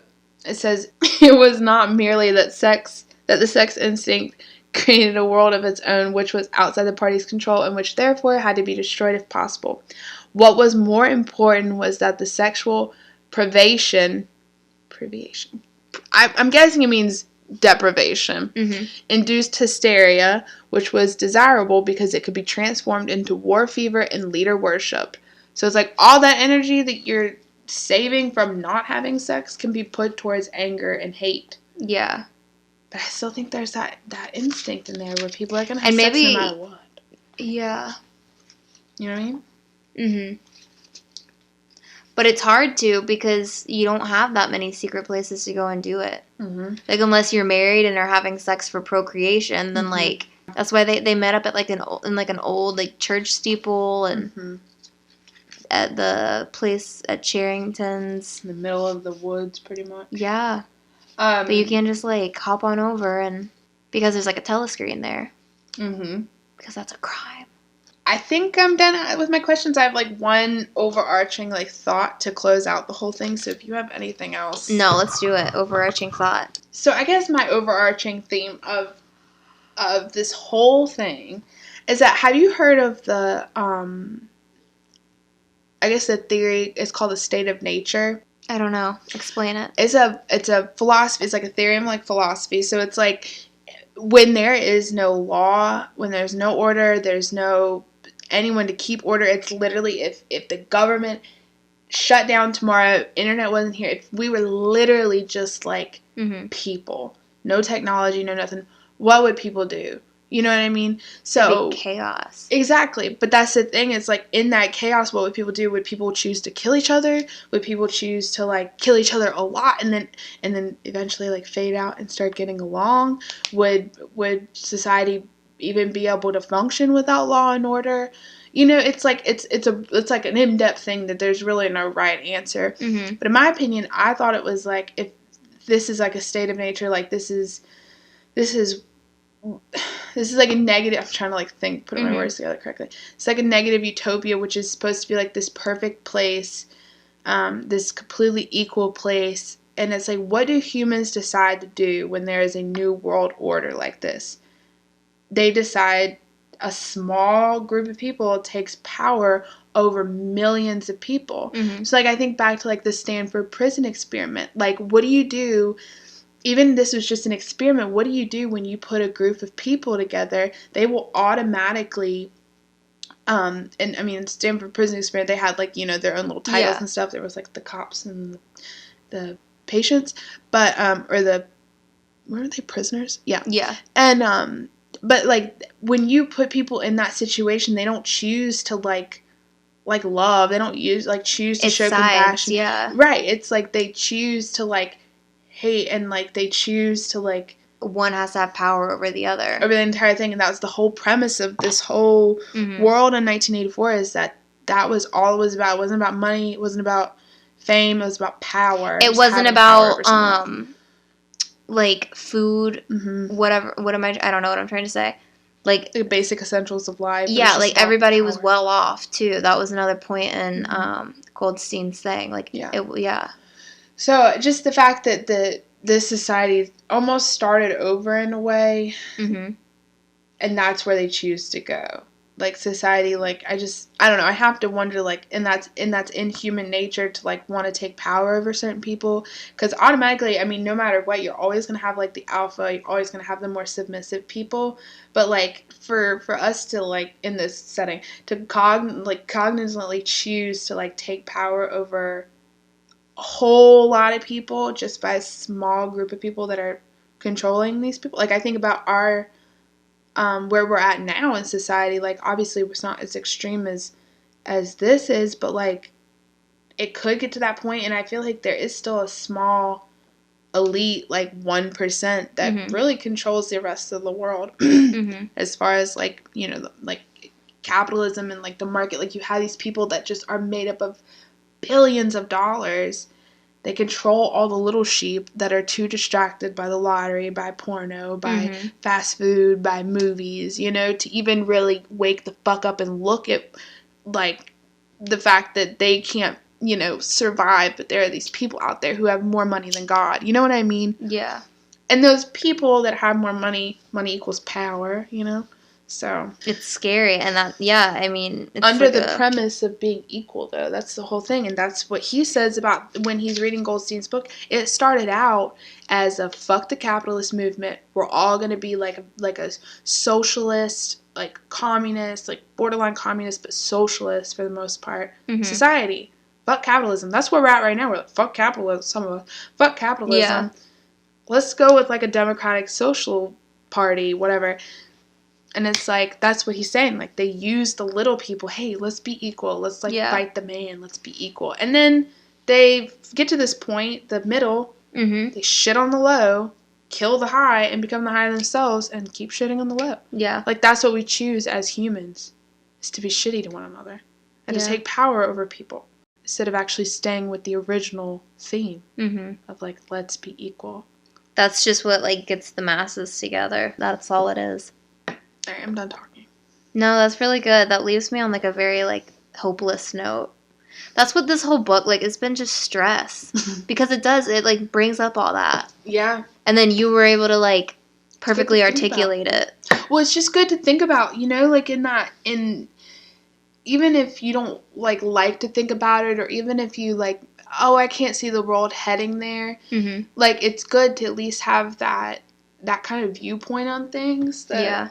And like you said, it puts you in check. It's like you can see like worst case scenario, and it makes you want to do more to not be like that. Well, then I see where we're going with, like, our smartphones and stuff like that. Like, literally, my phone, I'm talking about, I'll say, like, deodorant or something, and deodorant will pop up on my ads. Mm-hmm.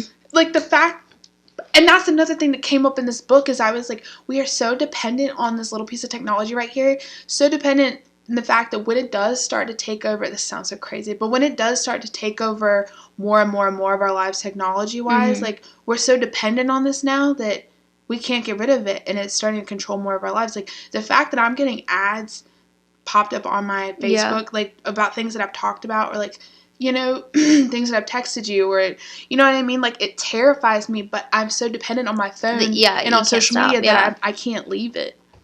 Yeah. And literally, that's my job, and I can't leave it. That's, like, you know? Like, we're so dependent on this small little thing, and eventually it's going to shit on us. It's going to explode. Because things can't get that big and just not explode. Yeah, something's got to break. So, that's all I got to say.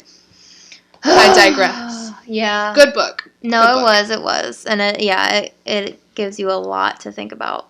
I have talked through this whole thing. No, I'm so glad. And I love how they all call each other comrade, too. In the movie, they call them brothers and sisters. That's my foot under the coffee table. Yeah. I didn't like that. Brothers and sisters. But I guess, in a way, that makes it even less likely that you would, like, see somebody else, like, sexually. Because you're all brothers and sisters. Yeah. That's all I have now, for real. I'm looking at that 2 + 2 = 5, that Radiohead song. Mm-hmm. It doesn't really make any reference to it, but it just says, like, I'll stay home forever, where 2 and 2 always makes a 5. So, just, I mean, we're already alluding to it in pop culture, so it's like, let's just chill. Yeah. But, like, I don't mean to leave it on such a negative note that it's, like, this is, like, human nature, and we're, like... No, it's hard to, like, round out this conversation on, like, a positive. I mean, it's a good book, but, yeah, it leaves you very, like, with heavy thoughts. Yeah, and that's the important thing about history, though, in keeping history intact, you know, is, like...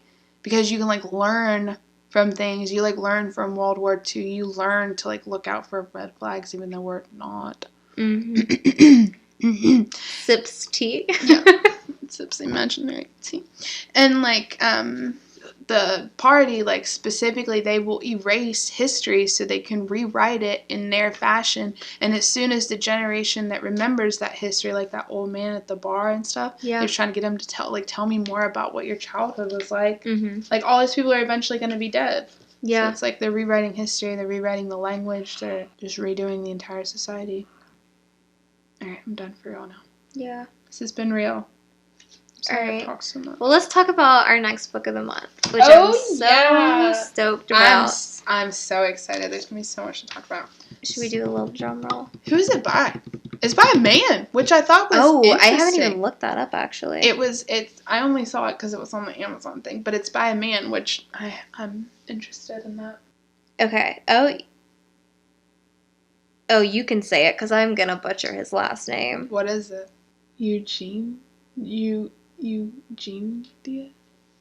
Eugendis? Hello? Wait. Eugenides. Eugenides? Eugenides? We'll go with that. Okay. Wait.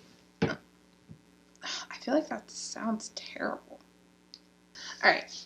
So our book of the month, for November is going to be The Virgin Suicides by Jeffrey Eugenides. It kind of rhymes. There's no way that's his last name. We'll look it up. We'll know by the time we record the episodes. Or not. And we'll be back on track next month. Goddamn right. We just ordered the book, so we're gonna haul ass and read it. We know how long it is. I don't know. We'll find out. It should be like 400 pages. Alright, guys. It's been real. Virgin Suicides. Get it now. Watch it now. Or don't, and just listen to us for 2 hours. Literally. Thanks for sticking around.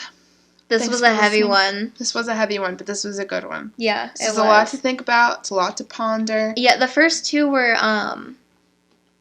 they were good. our first 2 books were really good, but they were kind of like, not mindless, I wouldn't say, but this one was really thought-provoking. Yeah. And I think it was a nice change of pace. So yeah, thanks for sticking through it, guys. Yeah, I'm excited for Virgin Suicide. So it's going to be good. Really good. Really freaking good. All right, we love you. We'll see you in November. See you. I love you. Kisses.